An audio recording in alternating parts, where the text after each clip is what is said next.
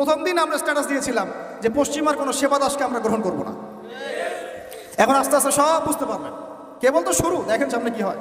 অনেকে বলেছেন যে মাদ্রাসার ছেলেদেরকে মন্দির পাহারা দিতে ইত্যাদি ইত্যাদি। আমি এটার সাথে একমত না, এটার সাথে আমি ব্যক্তিগতভাবে বলছি আর কি, আমি একমত না। কারণ বাংলাদেশে অমুসলিম প্রশাসন আছে, তাদেরকে ডিউটি দেওয়া যায়। আমি তো এটাও পক্ষপাতী না যে একজন মুসলিম অফিসার ওখানে গিয়ে মূর্তি পাহারা দিবে, আর মাদ্রাসার ছেলেরা কি কারণে ওখানে গিয়ে পাহারা দিতে যাবে। তো এই যে একবারই বেশি দরদ দেখানো, এটা আমাদের মনে হয় ভালো হচ্ছে না। আর আমরা যত ইলিশ দেই না কেন, তারা আমাদেরকে কখনো স্বাধীনতা দিবে না। এইগুলা বাদ দেন, এগুলোর দিন শেষ। সরাসরি কথা বলতে হবে। কই, তারা তো পাকিস্তানের বাদ ছাড়তে পারে নাই, তারা তো চায়নার বাদ ছাড়তে পারে না, তারা তো অন্য ইভেন নেপালেরও বাদ ছাড়তে পারে না। তাহলে এই যে তিস্তার বাদ আর এই বাদগুলো এত সহজে ছাড়ে কিভাবে? ইন্না দীনা ইনদাল্লাহিল ইসলাম। আল্লাহ রাব্বুল আলামিন বলেছেন যে আল্লাহ পাকের কাছে একমাত্র মনোনীত দিন হচ্ছে ইসলাম। আমি জানি আরেকটা আপনারা সবাই জানেন, আমরা পৃথিবীতে এসেছি, কেউ 60, 70, 100 বছর হয়তো বাঁচব, কেউ কম বা আরও বেশি, কিন্তু এক সময় আমাদেরকে চলে যেতে হবে। এই যে রুহের জগৎ, দুনিয়ার জগৎ, কবর, হাসর, মিজান, পুলসিরাত, জান্নাত, জাহান্নাম, এই যে পুরো সিলসিলা, এর মধ্যে সবচেয়ে ইম্পর্টেন্ট জায়গা কোনটা আপনারা বলেন? কর্মক্ষেত্র হচ্ছে দুনিয়া, এবং পরীক্ষার জায়গা কোনটা বলেন? এবং এরপরে পরকালীন সফরের ক্ষেত্রে সবচেয়ে গুরুত্বপূর্ণ জায়গা কোনটা বলেন? কয়টা প্রশ্ন হবে? 3টা নিয়ে আলাদা আলাদা লেকচার দরকার। আমি একটা প্রশ্ন শুধু বলছি, মা দীনুক, মা দীনুক। এই দিনের প্রকৃত ব্যাখ্যা আজকে বাংলার মানুষ বুঝতে ব্যর্থ। এই দিনের প্রকৃত ব্যাখ্যা আজকে আমাদের সবার আগে বুঝতে হবে, তারপরে আমরা এই আলোচনায় যাব যে দিন আমরা কায়েম করব কিভাবে। দুটো বিষয়, দিন কি, এর আসলে মৌলিক ব্যাখ্যাটা কি, এবং এটা কায়েমের পথ ও পদ্ধতি কি, সুন্নাহ কি। এই বিষয়গুলো আমাদের সবার কনসেপ্ট ক্লিয়ার না থাকলে আমরা অনেক সময় নেক্সট সুরতেও ধোঁকা খেতে পারি। মাদিনুকা প্রশ্ন সবচেয়ে কঠিন। উসমান রাদিয়াল্লাহু আনহুর কথা আপনারা জানেন, তিনি কবরের সামনে গেলে কান্নাকাটি করতেন। এখানে যে পার পেয়ে যাবে ইনশাআল্লাহ সে জান্নাতে যাবে। এখানকার মৌলিক প্রশ্নের একটা হচ্ছে মাদিনুক, তোমার দিন কি? আল্লাহ রাব্বুল আলামিন বলে দিচ্ছেন, ইন্না দীনা ইনদাল্লাহিল ইসলাম। আমার কাছে নিঃসন্দেহে একটাই মনোনীত জীবন ব্যবস্থার নাম হলো ইসলাম। দিন শব্দটাকে বাংলাদেশের 90% মানুষ বোঝে ধর্ম অর্থে। দিন শব্দটাকে বাংলাদেশের ম্যাক্সিমাম মানুষ বোঝে ধর্ম অর্থে, অথচ এটা যে শুধু একটা কৃষ্টি কালচার ধর্ম না, বরং এটা একটা পুরো কমপ্লিট কোড অফ লাইফ, এই কনসেপ্টটা বুঝতে পারে না। আপনার জীবন ব্যবস্থার মধ্যে বেসিক্যালি 2টা বিষয় থাকে, একটু মনোযোগ ধরে রাখবেন। একটা হচ্ছে আপনার ধর্মীয় জীবন, একটা হচ্ছে আপনার বৈষয়িক জীবন। আমি কি বোঝাতে পারছি ভাই? একটা আপনার ধর্মীয় জীবন, একটা আপনার বৈষয়িক জীবন। ধর্মীয় জীবন অর্থ কি? মানে আমার সালাত, আমার সওম, হজ, উমরা, তাসবিহ, তাহলিল, জিকির, আজগার, তিলাওয়াত ইত্যাদি ইত্যাদি ইত্যাদি, এগুলো হচ্ছে আমাদের ধর্মীয় জীবন। তো এই ধর্মীয় জীবনে আমরা পবিত্র কোরআন এবং সুন্নাহ মেনে চলবো কিনা? ইনশাআল্লাহ, এই কনসেপ্ট সবার ক্লিয়ার। আরেকটা জীবন আছে আমাদের, সেটা হচ্ছে আমাদের এই যে সাংস্কৃতিক জীবন, শিক্ষা জীবন, অর্থনৈতিক জীবন, রাজনৈতিক জীবন, পারিবারিক জীবন এবং গ্লোবাল অ্যাফেয়ার্স। এই জীবনটাকে আমরা বলি বৈষয়িক জীবন। কি জীবন? তো এই বৈষয়িক জীবনটাতে ইসলাম মানতে আমাদের দেশের বেশিরভাগ মানুষের অ্যালার্জি আছে, এবং যতক্ষণ পর্যন্ত আমরা ধর্মীয় এবং বৈষয়িক উভয় জীবনে ইসলামকে মানতে পারছি না, পরিপূর্ণ মুসলমান হতে পারি নাই।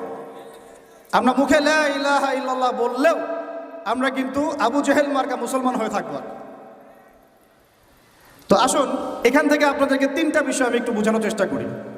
1 নাম্বার, আমার ক্ষুদ্র জ্ঞানে, খুব ক্ষুদ্র জ্ঞানে আমি একটা বিষয় অবজার্ভ করেছি যে পুরো ওয়ার্ল্ডে এখন মানুষ বেসিক্যালি এই দিন শব্দকে কেন্দ্র করে 3টা ভাগে ভাগ হয়ে গেছে। কয়টা ভাগে ভাই? 1 নাম্বার হচ্ছে এমন কিছু মানুষ, এমন এক শ্রেণীর মানুষ যারা অবশ্য সংখ্যাগরিষ্ঠ, যারা ধর্মীয় জীবন, বৈষয়িক জীবন কোনো জীবনেই ইসলামকে মানে না, দিনকে মানে না। না ধর্মীয় জীবনে ইসলামকে মানে, না আল্লাহকে মানে, রাসূলকে মানে, আর না বৈষয়িক জীবনে আল্লাহ, রাসূল, ইসলামকে মানে। এই শ্রেণীটার সংখ্যা বিশ্বে বেশি। পুরো পশ্চিমা সভ্যতা এর মধ্যে অন্তর্ভুক্ত, ইল্লা মাশাআল্লাহ। যেই পশ্চিমাদেরকে আমরা এখন আমাদের মাথার উপরে উঠিয়ে নিয়েছি, ঠিক আছে? ওই যে বনু ইসরাইল তো নাজাত পাওয়ার 40 দিন পর বাছুর পূজা শুরু করেছিল, আমরা তার আগে শুরু করেছি আর কি। ওরা করেছিল বাছুর পূজা, আমরা করছি পশ্চিমা পূজা। তো এই পশ্চিমাদের আদর্শ হচ্ছে তারা ধর্মীয় জীবনেও আল্লাহর অস্তিত্ব স্বীকার করেন না এবং বৈষয়িক জীবনেও তারা আল্লাহকে স্বীকার করেন না। এটা একটা গডলেস ওয়ার্ল্ড, গড শব্দটা ওদের ভাষায় বললাম। এদের কিছু লেসপেন্সার বাংলাদেশের মাটিতেও আছে, যাদেরকে আমরা বলি নাস্তিক এবং মুরতাদ। যত নাস্তিক মুরতাদ আছে সবই এই আকীদাভুক্ত। তারা না বৈষয়িক জীবন আল্লাহকে মানে আর না ধর্মীয় জীবন আল্লাহকে মানে। তাদের কালিমার আসলে এই পুরো জুমলার মধ্যে ওদের শব্দ দুইটা, একটা হচ্ছে লা, একটা হচ্ছে ইলাহা। নাস্তিকদের কালিমা কি? শুধু লা ইলাহা, কোনো ইলাহ নাই, নাউযুবিল্লাহ। আর আমাদের পুরো জুমলায় 4টা শব্দ চলে আসে, লা ইলাহা ইল্লাল্লাহ। একটু আগে আপনারা বললেন নাস্তিকদের মধ্যে শুধু এতটুকু আছে, লা ইলাহা, কোনো ইলাহ নাই, নাউযুবিল্লাহি মিন যালিক। তো এই হচ্ছে একটা শ্রেণী যারা দ্বীনের ব্যাখ্যাকে এভাবে বুঝেছে যে বৈষয়িক জীবনেও তারা দ্বীনকে মানে না এবং ধর্মীয় জীবনেও আল্লাহর অস্তিত্বকে স্বীকার করে না। এবং এরাই বাংলাদেশের মধ্যে যত নাস্তিকতা এবং মুরতাদ এবং এই সংস্কৃতি চালু করেছে এরাই। এটা একটা শ্রেণী। দ্বিতীয় শ্রেণী হচ্ছে তারা যারা খুব ডেঞ্জারাস। এরা খুবই ডেঞ্জারাস, কারণ এদেরকে নিয়ে আমাদের সমস্যা বেশি। কারণ নাস্তিকরা তাদের অবস্থান স্পষ্ট, তারা ইসলামকে মানে না। কিন্তু দ্বিতীয় শ্রেণী যারা, তারা আমাদের সাথেই চলাফেরা করে, আমাদের পাশেই সালাত আদায় করে এবং পুরো কালিমাটাই পড়ে লা ইলাহা ইল্লাল্লাহ, কখনো কখনো মুহাম্মদুর রাসূলুল্লাহ বলে। কিন্তু ধর্মীয় জীবনে তারা কোনো কোনো ক্ষেত্রে আল্লাহকে মানলেও, ইসলামকে মানলেও, নামাজ রোজা হজ জাকাত ইত্যাদি করলেও বৈষয়িক জীবনে অর্থাৎ আপনার সাংস্কৃতিক জীবনে, অর্থনৈতিক জীবনে এবং স্পেশালি রাজনৈতিক জীবনে তারা ইসলামকে 5 পয়সা মূল্যায়ন করতে চান না। এবং এই পুরো শ্রেণীটা বাংলাদেশে যত রাম বাম প্রগতিশীল সুশীল বুদ্ধিজীবী আর সেকুলার আছে সব এই শ্রেণীভুক্ত, ইল্লা মাশাআল্লাহ, কিছু মানুষকে বাদ রাখলাম। দ্বিতীয় শ্রেণীটা আমাদের জন্য সবচেয়ে বেশি ডেঞ্জারাস এই কারণে, কারণ প্রথম শ্রেণীটা আমাদেরকে সরাসরি ওই যে জঙ্গি মৌলবাদী সব বলে না। এই দ্বিতীয় শ্রেণীর যারা, তারা আমাদেরকে অর্থাৎ তৃতীয় শ্রেণীর মানুষকে, যেটা আমি এখন আলোচনা করি নাই, তাদেরকে বলে যে তারা হচ্ছে ধর্মান্ধ, তারা হচ্ছে মৌলবাদী, তারা হচ্ছে ইত্যাদি সন্ত্রাসী, তারা হচ্ছে উগ্রপন্থী, তারা হচ্ছে কি বলবো, হ্যাঁ বলেন, এই শব্দগুলো তারা প্রয়োগ করে এই দ্বিতীয় শ্রেণীর মানুষটা। অথচ তারা কিন্তু আমাদের সমাজেই চলাফেরা করে, আমাদের সাথেই নামাজ পড়ে, জুমার নামাজেও আসে, মারা গেলে জানাজাও পড়ানো হয়। তারা নামাজ রোজা হজ জাকাতও করে, মাঝে মাঝে হজ উমরা বছর বছর করে। এবং আমরা মাঝে মাঝে দেখি যে তারা মদিনায় বসে 20 টাকার নামাজ পড়তেছে 9 মিনিটে। তো এই পুরো সেকুলার সোসাইটি কিন্তু দিন শব্দের ব্যাখ্যা নিয়েছে একটা ধর্মের রূপে, কৃষ্টি কালচার রূপে, এটাকে জীবন ব্যবস্থা রূপে তারা নেয় নাই। আমার কথা কি বুঝতে অসুবিধা হচ্ছে? আচ্ছা, আর এর বাইরে যারা আছে তৃতীয় শ্রেণীর মানুষ, তারা দিনের পরিপূর্ণ ব্যাখ্যা গ্রহণ করতে সক্ষম হয়েছে আলহামদুলিল্লাহ। তারাই এই পৃথিবীতে গোরাবা এবং ইনশাআল্লাহ ফাতুবা লিল গোরাবা। তারা হচ্ছে এই পৃথিবীতে গোরাবা, এই কারণে তাদেরকে মানুষ খুব একটা মূল্যায়ন করছে না। এই তৃতীয় শ্রেণীর মানুষ হচ্ছে গুটি কয়েক কিছু মানুষ এই পৃথিবীতে, বাংলাদেশেও এবং সারা ওয়ার্ল্ডে। তারা ধর্মীয় জীবনেও এক আল্লাহর তাওহীদ ছাড়া কিছুই বোঝে না এবং বৈষয়িক জীবনে অর্থাৎ আপনার সংস্কৃতি, আপনার অর্থনীতি, রাজনীতি, পারিবারিক নীতি, শিক্ষানীতি, এই নীতিগুলোতে ইসলাম অর্থাৎ কোরআন এবং সুন্নাহ ব্যতীত অন্য কোনো দর্শনের তারা ধারে না। তো দিন শব্দকে কেন্দ্র করে এইভাবে মানুষ 3 ভাগে ভাগ হয়ে গেছে। এখন আপনারা কোন দলে থাকতে চান? থাকতে হলে এখন অনেক অপবাদ সহ্য করতে হবে, অনেক ট্যাগ আপনার গায়ে লাগতে পারে এবং অনেকে আপনার দিকে বাঁকা চোখে তাকাবে, কিন্তু বিশ্বাস করেন এটাই হচ্ছে নাজাতের একমাত্র পথ। কেন? আল্লাহ পাক এই সূরার, এই আল ইমরান সূরারই 85 নম্বর আয়াতে গিয়ে বলেছেন যে ওয়ামান ইয়াবতাগি গায়রাল ইসলামি দীনান ফালান ইউকবালা মিন। যারা মাদ্রাসার দেয়ালে হেঁটেছে, মানে দরজায় হেঁটেছে বা দরজার সামনে দাঁড়িয়েছে কখনো, তারাও এই আয়াতের অর্থ ভালো করে জানে। ওয়ামান ইয়াবতাগি গায়রাল ইসলামি দীনান, কেউ যদি ইসলাম ছাড়া অন্য কোনো জীবন ব্যবস্থা তালাশ করে, হোক সেটা ধর্মীয় জীবনেই বা বৈষয়িক জীবনে, হোক সেটা অর্থনীতিতে বা রাজনীতিতে, যে কোনো জায়গাতে, সংস্কৃতিতে বা শিক্ষানীতিতে, ফালাই ইউকবালা মিন, কোশ্চিন কালেও তার কাছ থেকে কোনো আমল কবুল করা হবে না। এটা আল্লাহ পাকের একদম স্ট্রেট ফরওয়ার্ড স্টেটমেন্ট। তাদের কাছ থেকে কোনো আমল কবুল করা হবে না, যতই লা ইলাহা ইল্লাল্লাহ পড়েন না কেন। আপনি দিন শেষে আব্দুল্লাহ বিন উবাইয়ের অনুসারী হয়ে থাকবেন। আমরা কিন্তু আমাদের নবীজিকে সাল্লাল্লাহু আলাইহি ওয়াসাল্লাম নাম আসলে দরুদ পড়বো ইনশাআল্লাহ। আর তাকে কিন্তু আমরা কখনো হয়তো দেখি নাই, অনেকে স্বপ্নেও দেখি নাই, তাই না? আব্দুল্লাহ বিন উবাই তাকে দেখেছিল, তার পিছনে নামাজও পড়েছে, মুখে কালিমার সাক্ষ্যও দিয়েছে। আমাদের নবীজি তার নিজের জামা দিয়ে তাকে দাফন করেছে। কিন্তু সে কোথায় যাবে? জান্নাতে না জাহান্নামে? কেন যাবে? কারণ কি? কারণ সে মুখে মুখে ইসলাম স্বীকার করলেও মন থেকে স্বীকার করে নাই। কিছু কিছু ইসলামের বিধিবিধান সে পালন করতো ঠিকই, কিন্তু ইসলামকে একটা কোড অফ লাইফ হিসেবে সে কখনো গ্রহণ করে না। তাহলে আমাদের সকল ডেমোক্রেটিকদের কি অবস্থা হবে? সকল সেকুলারদের আপনাদের কি অবস্থা হবে? ভাইদেরকে বলছি, হয়তো তারা এই মেসেজটা জানে না। আমাদের কাজ তো দাওয়া দেয়া, আমাদের কাজ সবসময় এগ্রেসিভ হওয়া না, আমাদের কাজ কি? দাওয়া দেয়া। ফাযাক্কির ইন্নামা আনতা মুযাক্কির লাস্তা আলাইহিম বিমুসাইতির। অন্য সূরাতে আল্লাহ পাক বলেছেন না, ফাযাক্কির ইন নাফাআতি যিকরা সায়াযাক্কারু মান ইয়াখশা। যে আল্লাহকে ভয় করে সে শীঘ্রই দেখবেন যে ফিরে আসছে ইনশাআল্লাহ, উপদেশ গ্রহণ করছে। তো তৃতীয় শ্রেণীর মানুষ আমরা যারা, আমাদেরকে খুব ভালো করে খেয়াল রাখতে হবে যে জীবনের কোনো অংশে যেন আমরা ইসলাম ছাড়া অন্য কোনো দর্শনের পরোয়া না করি। এখানে আল্লাহ পাক স্ট্রেট ফরওয়ার্ড বলে দিয়েছেন, ফালাই ইউকবাল মিন, তার কাছ থেকে কোশ্চিন কালেও কবুল করা হবে না। লাই ইউকবাল, তার মানে আপনি যদি নামাজ রোজা হজ জাকাতও করেন, কিন্তু অর্থনৈতিক জীবনে আপনি সুদকে প্রাধান্য দেন, আপনার আমল কবুল হচ্ছে না। মানে অর্থনৈতিক জীবনে আপনি সুদখোর, এদিকে নামাজি, এই আমল কবুল হচ্ছে না। হবে কি? বরং আপনি মায়ের সাথে জেনাকারী হচ্ছেন, নাউযুবিল্লাহ। বরং আপনি আল্লাহ এবং রাসূলের সাথে যুদ্ধ ঘোষণাকারী হচ্ছেন। আপনারা তো সবাই হাদিসগুলো পড়েছেন, এখানে বড় বড় ওলামা একরামরা আছেন। 36 বার জেনা করলে যে পাপ হয়, 1 দিরহাম সুদ খেলে সে পাপ হয়। আর দিরহাম কি, এটা বুঝাতে গেলে অর্থনীতিতে আলোচনা যেতে হবে। আমরা তো অনেক আগে থেকে বলেছিলাম দিনার দিরহাম এগুলো ইসলামিক কারেন্সি ছিল। এর জায়গায় এখন সব ইলেকট্রনিক মানিজ এবং পেপার মানিজ এবং আস্তে আস্তে কি আসতেছে, বিটকয়েন্স, ক্রিপ্টোকারেন্সি, এগুলোর মধ্যে প্রচুর সুদ আছে। এগুলো হচ্ছে সূক্ষ্মভাবে আমাদেরকে সুদখোর বানানো হচ্ছে। আমাদেরকে সুদখোর বানালে পশ্চিমাদের লাভ কি? আপনার দোয়া কবুল হবে না। তাই সংগ্রাম একমুখী না, আমাদের সংগ্রামটা কিন্তু বহুমুখী। শুধুমাত্র দাওয়া না, শুধুমাত্র সংস্কৃতিই না, শুধুমাত্র রাজনৈতিক ভীষণই না, আমাদের সংগ্রাম কিন্তু অর্থনৈতিকও। রিজিক হালাল না হলে কিন্তু আমাদের আমল কবুল হচ্ছে না। তো আমরা যদি জীবনের যে কোনো ক্ষেত্রে আল্লাহ এবং তার রাসূলের বিধান বাদ দিয়ে অন্য কোনো দর্শন ফলো করি, তাহলে আমাদের আমল কবুল হচ্ছে না। আল্লাহ পাক অন্য আয়াতে কিন্তু এভাবে বলেছেন, আফা হুকমুল জাহিলিয়াতি ইয়াবগুন, তারা কি জাহেলি যুগের হুকুম তালাশ করতেছে? ওয়ালাহু আসলামা মান ফিস সামাওয়াতি ওয়া মান ফিল আরদ তাওআন আও কারহা ওয়া ইলাইহি ইরজাউন। অথচ আল্লাহ পাকের সামনে আত্মসমর্পণ করেছে আসমানের সব সৃষ্টি, জমিনের সব সৃষ্টি, ইচ্ছায় হোক অনিচ্ছায় হোক। শুধু মানুষ করতে চাচ্ছে না, আর জিন করতে চাচ্ছে না। অথচ এই দুই জাতিকে আল্লাহ পাক পাঠিয়েছিলেন ইবাদত করার জন্য, পুরো জীবন ব্যবস্থা ইসলাম দিয়ে সাজানোর জন্য। আপনারা তো সূরা জারিয়াত পড়েছেন, তাই না? ওয়ামা খালাকতুল জিন্না ওয়াল ইনসা ইল্লা লিয়াবুদুন লিয়াবলুয়াকুম আইয়ুকুম আহসানু আমালা। আল্লাহ পাক আলী ইমরানে বলেছেন না যে কুল্লু নাফসিন যায়িকাতুল মাউত, তারপরে কি হবে?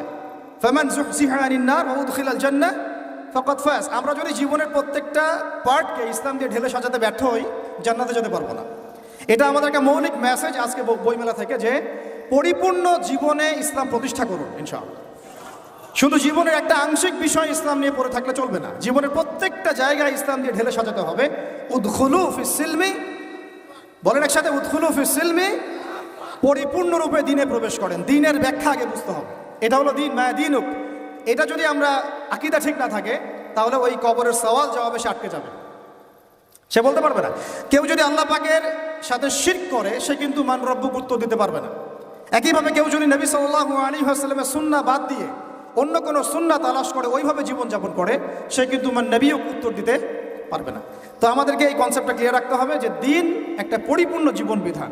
এখন আসেন যে এর বেসটা কী হবে, এর ভিত্তিটা কী হবে। এর জন্য আপনাকে চলে যেতে হবে ওই বিদায় হজের ভাষণ। বিদায় হজের ভাষণ তো মোটামুটি আপনারা জানেন, আমি আশা করছি। আপনারা তো একটা ইলমি পরিবেশে থাকেন, এই জন্য আমি টাচ করে যাচ্ছি, সবগুলো বলার সময় পাচ্ছি না। এখানে একটা হাদিস আছে, বিদায় হজে অনেকগুলো ভাষণ ছিল, তার মধ্যে একটা ভাষণে নবী সাল্লাল্লাহু আলাইহি ওয়াসাল্লাম বলেছেন, বলুন সাল্লাল্লাহু আলাইহি ওয়াসাল্লাম, যে তারাকতু ফিকুম আমরাইন, আমি তোমাদের মাঝখানে ছেড়ে যাচ্ছি মাত্র দুটো বস্তু। লান তাদিল্লু মা তামাসসাকতুম বিহিমা, তোমরা কোশ্চিন কালেও পথভ্রষ্ট হবে না যতদিন পর্যন্ত এই দুটাকে আঁকড়ে ধরে থাকে। এই দুটা কি? কিতাব আল্লাহ, আল্লাহর কিতাব, আর কি বলেন, নবীর সুন্নাহ। তো এখন কিতাব এবং সুন্নাহ আমাদের সামনে স্পষ্ট, এবং এই কিতাব এবং সুন্নাহর সাথে সাহাবায়ে কেরাম রাদিয়াল্লাহু আনহুম আজমাইন তাদের মানহাজ দিতে হবে কি হবে না? এই জায়গায় কিন্তু আমাদের অনেক প্র্যাকটিসিং মুসলিম ভাইয়েরও আকীদার মধ্যে গলদ আছে। অনেকে মনে করেন যে খালি কোরআন এবং সুন্নাহ আমি সরাসরি নিব, সাহাবীদেরকে আমি নিব না। এই আকীদা ঠিক না ভাই। সাহাবীদেরকে ছাড়া আপনি কোরআন এবং সুন্নাহ সরাসরি মানতে পারছেন না।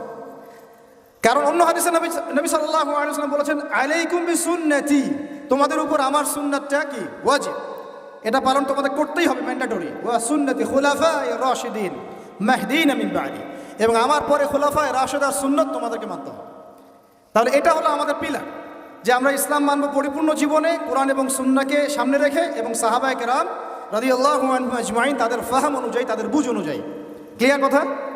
এবার আসেন, এই ইসলামটার দাওয়াত আমরা দিব, এটাতে আপনারা সবাই এগ্রিড। এখন কথা হচ্ছে এটা আমরা প্রতিষ্ঠা করব কিভাবে। এই তো মূল কথাটা কি, এই দিনটাকে আমরা আমাদের জায়গায় বাংলার জমিনে প্রতিষ্ঠা করব কিভাবে। জরুরি না যে বাংলার জমিনে ইসলামী খেলাফত কায়েম হবে, অন্য কোনো জায়গা হতে পারবে, এটাও কিন্তু জরুরি না। আল্লাহ পাক চাইলে এই খেলাফত সিরিয়ায় কায়েম করতে পারে, ফিলিস্তিনে কায়েম করতে পারে, আল্লাহ পাক চাইলে আরও অন্য কিছুও করতে পারে। আপনারা সিরাতের আলোকে জানেন, যখন নবী সাল্লাল্লাহু আলাইহি ওয়াসাল্লাম তায়েফে গিয়েছেন এবং তাকে মারা হয়েছে, তিনি ফিরে এসেছেন মক্কায়, তখন কি সাহাবীরা চিন্তা করতে পেরেছিলেন যে কয়দিন পরে আমরা মদিনায় যাব, সেখানে ইসলামিক স্টেট কায়েম হবে? বলেন আমাকে। যখন মক্কায় সাহাবীরা নির্যাতিত হচ্ছেন, যখন নবীজি বলছেন আবিসিনিয়ায় চলে যাও, সেখানে একজন রাজা আছে, তাই না, লা ইউজলামু ইনদাহু আহাদ, তার কাছে কেউ জুলুমের শিকার হয় না, তখন কি সাহাবীরা কেউ কল্পনা করেছিলেন মদিনায় ইসলামী রাষ্ট্র কায়েম হবে? তাই আমরা যেন এই ফিকিরটা শুধু এভাবে চিন্তা না করি যে এতটুকুই জমিন আমাদের, না, পুরো বিশ্বটাই আমাদের। সুবহানাল্লাহ, পুরো বিশ্বটাই আমাদের। আর আমরা আখিরুজ্জামানের হাদিসগুলো থেকে এটা স্পষ্ট জানতে পারি যে ইনশাআল্লাহ তাআলা বাইতুল মুকাদ্দাস হবে আমাদের খেলাফার প্রাণকেন্দ্র ইনশাআল্লাহ, এবং আমাদের কন্টিনেন্টে খোরাসান। এটার অনেক ব্যাখ্যা, এটা পরে আপনারা আস্তে আস্তে আসবেন, এবং এটা নিয়ে আপনারা আলোচনা শুনেছেন, আমি এটা আশা করি। মূল কথাটা বলে আমি শেষের দিকে, ফিনিশিংয়ের দিকে যাব, যে আমরা আসলে এটাকে এখন কায়েম করব কিভাবে। এই প্রশ্নটা কি গুরুত্বপূর্ণ না গুরুত্বপূর্ণ? অনেকে অনেকভাবে ব্যাখ্যা করছেন। কেউ বলছেন যে এটা কায়েম করতে হবে অমুক পদ্ধতিতে, কেউ বলছেন তমুক পদ্ধতিতে, কেউ বলছেন যে শুধু দাওয়াতের মাধ্যমে, কেউ বলছেন শুধু জিহাদ, কেউ বলছেন সরাসরি শুধু কিতাল, কেউ বলছেন ডেমোক্রেসি, কেউ বলছেন ভোটাভুটি, কেউ বলছেন বুলেট, কেউ বলছেন ব্যালট। তাহলে আসলে যাবোটা কোথায় এবং সুন্নাহ ভিত্তিক পদ্ধতিটা কি, এটার উত্তর দেওয়ার আগে আমি একটা প্রশ্ন করি আপনাদেরকে। আমাকে আপনারা বলেন যে দিন কায়েম করাটা কি ইবাদত, না এটা একটা দুনিয়াবি কাজ? বলেন। আচ্ছা, এখন আমাকে বলেন যে ইবাদত কবুল হওয়ার শর্ত কয়টা? বলেন বলেন। দুইটা বা তিনটা? ঠিক আছে তো ভাই, বলেন, সাহস করেন। দুইটা বা তিনটা, তাই না? প্রথমটা হচ্ছে আল্লাহ পাকের সন্তুষ্টির জন্য হতে হবে। তাহলে আমরা দিন কায়েম করতে গেলে কার সন্তুষ্টি থাকবে আমাদের মাথায়? শুধু এক আল্লাহকে রাজি খুশি করার জন্য দিন কায়েমের চেষ্টা করা, শুধু এক আল্লাহর সন্তুষ্টির জন্য, অন্য কাউকে দেখানোর জন্য না, অন্য কাউকে শোনানোর জন্য না, বা গনিমত পাওয়ার জন্য না, শুধু আমার ক্ষমতা দখল করার জন্য না, শুধু এক আল্লাহকে রাজি খুশি করার জন্য আমার দিন কায়েমের মুভমেন্ট থাকবে। এই জায়গায় কিন্তু অনেকের ইখলাস নষ্ট হয়ে যায়, আন্দোলন ব্যর্থ হয়ে যায়। আমাকে বলেন যে এখন এতদিন যা হলো, এখন যা হচ্ছে, ভবিষ্যতে যা হবে, এখানে পুরো সিস্টেমটার মধ্যে ইখলাস কি এটা ছিল যে আল্লাহর জমিনে আল্লাহর তাওহীদ কায়েম করা? এখন আপনারা বুঝতে পারতেছেন, প্রথম দিন আমরা স্ট্যাটাস দিয়েছিলাম যে পশ্চিমার কোনো সেবাদাসকে আমরা গ্রহণ করব না। এখন আস্তে আস্তে সব বুঝতে পারবেন, কেবল তো শুরু, দেখেন সামনে কি হয়। শোনেন, এই উসুলটা মাথায় রাখেন, যখন একটা কওম জুলুম করতে থাকে, যখন একটা কওম জুলুমের উপর জুলুম করতে থাকে, আল্লাহ পাক তার উপরে আরো বড় জালেম চাপায় দেন। এরপরে যখন এই কওমটা মজলুম হয়ে যায়, আল্লাহকে ডাকতে থাকে, আল্লাহর কাছে আত্মসমর্পণ করে, তখন আল্লাহ পাক তার জন্য ওই ফিরাউন থেকে নিষ্কৃতির জন্য মুসা আলাইহিস সালামের মতো মানুষকে পাঠান। এরপর তারা মুক্তির পথে যায়। আবার যখন এই কওম ওই ফিরাউনের কবল থেকে নাজাত পেয়ে বনু ইসরাইলের উদ্ধত আচরণ শুরু করে, তখন আরো বড় জালেমকে আল্লাহ চাপায় দেন। আমরা যেন এই ভুল করতে না যাই, আমরা যেন এই ভুলটা না করি। আল্লাহ পাক যদি আমাদেরকে ফিরাউনের কবল থেকে নাজাত দিয়ে থাকেন, আমরা যেন উদ্ধত বনু ইসরাইল না হয়ে যাই, এটা আমার খুব হৃদয়ের ভিতর থেকে একটা আকুতি আর কি। তো মূল কথায় আসি যে আল্লাহ পাকের সন্তুষ্টি হবে আমার উদ্দেশ্য, ইখলাস ঠিক রাখতে হবে প্রত্যেকটা কাজে। আপনারা বইমেলায় কেন এসেছেন? আল্লাহকে রাজি খুশি করার জন্য। আমি কেন কথা বলছি? আল্লাহকে রাজি খুশি করার জন্য। আমরা ওস্তাদকে শ্রদ্ধা সম্মান কেন করি? আল্লাহকে রাজি খুশি করার জন্য। নাকি ওস্তাদ আপনাকে প্রশংসা করবেন সেজন্য, নাকি এখানে আপনি কোনো স্বার্থ পাবেন সেজন্য? শুধু এক আল্লাহকে রাজি খুশি করার জন্য যখন আমরা সবাই কাজ করব, দেখবেন অটোমেটিক্যালি তাওহীদ প্রতিষ্ঠা হয়ে গেছে। আপনারা যখন সিরাত পড়বেন দেখবেন খায়বার যুদ্ধের পরে মদিনা ফেরার পথে আরও 2-1টা যুদ্ধ হয়েছে। ওই 2-1টা যুদ্ধের মধ্যে কিছু ইহুদি ওত পেতে আক্রমণের চেষ্টা করেছিল। সেখানে নবী সাল্লাল্লাহু আলাইহি ওয়াসাল্লামের একজন খাদেম ছিল। সেই খাদেম তীরবিদ্ধ হয়। সাহাবীরা বলতে লাগলো যে মাশাআল্লাহ, এ তো পুরো জান্নাতে চলে যাবে। নবী সাল্লাল্লাহু আলাইহি ওয়াসাল্লামের খাদেম ছিল, তীরবিদ্ধ হয়ে শহীদ হল। নবীজি বলছেন না, সাল্লাল্লাহু আলাইহি ওয়াসাল্লাম বলছেন না, বরং আমি দেখছি তাকে জাহান্নামের আগুনে জ্বলতে।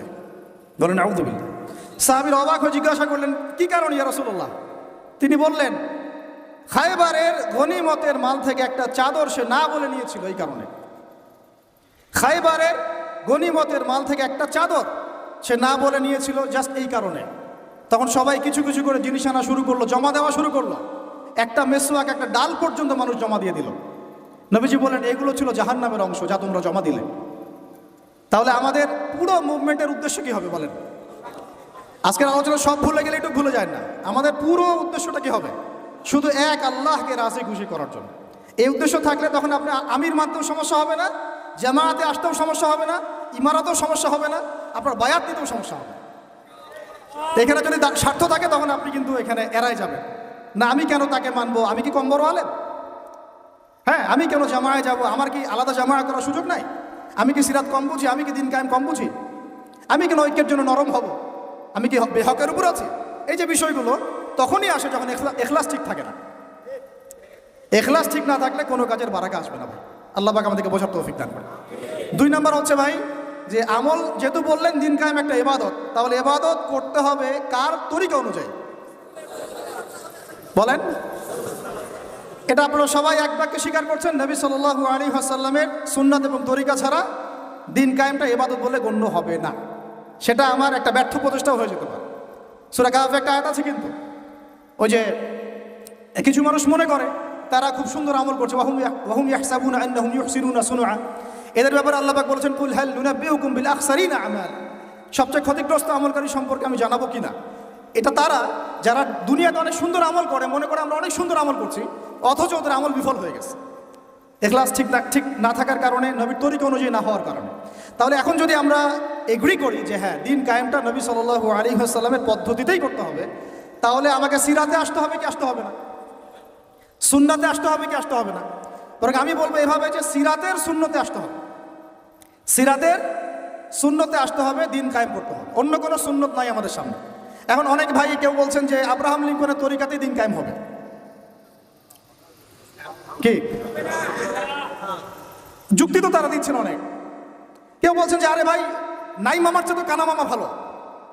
কেউ বলছেন ভাই, আগে এত পুরো রুটির দিকে তাকানোর দরকার কি? রুটির 2-1টা টুকরা হলে তো হয়। এবং তাদেরকে পশ্চিমারা খুব সহজেই কিন্তু বাগে আনতে পারবে। 10টা করে সিট দিয়ে দিবে, ভাগ করে নেন আপনারা 60টা সিট। তারাও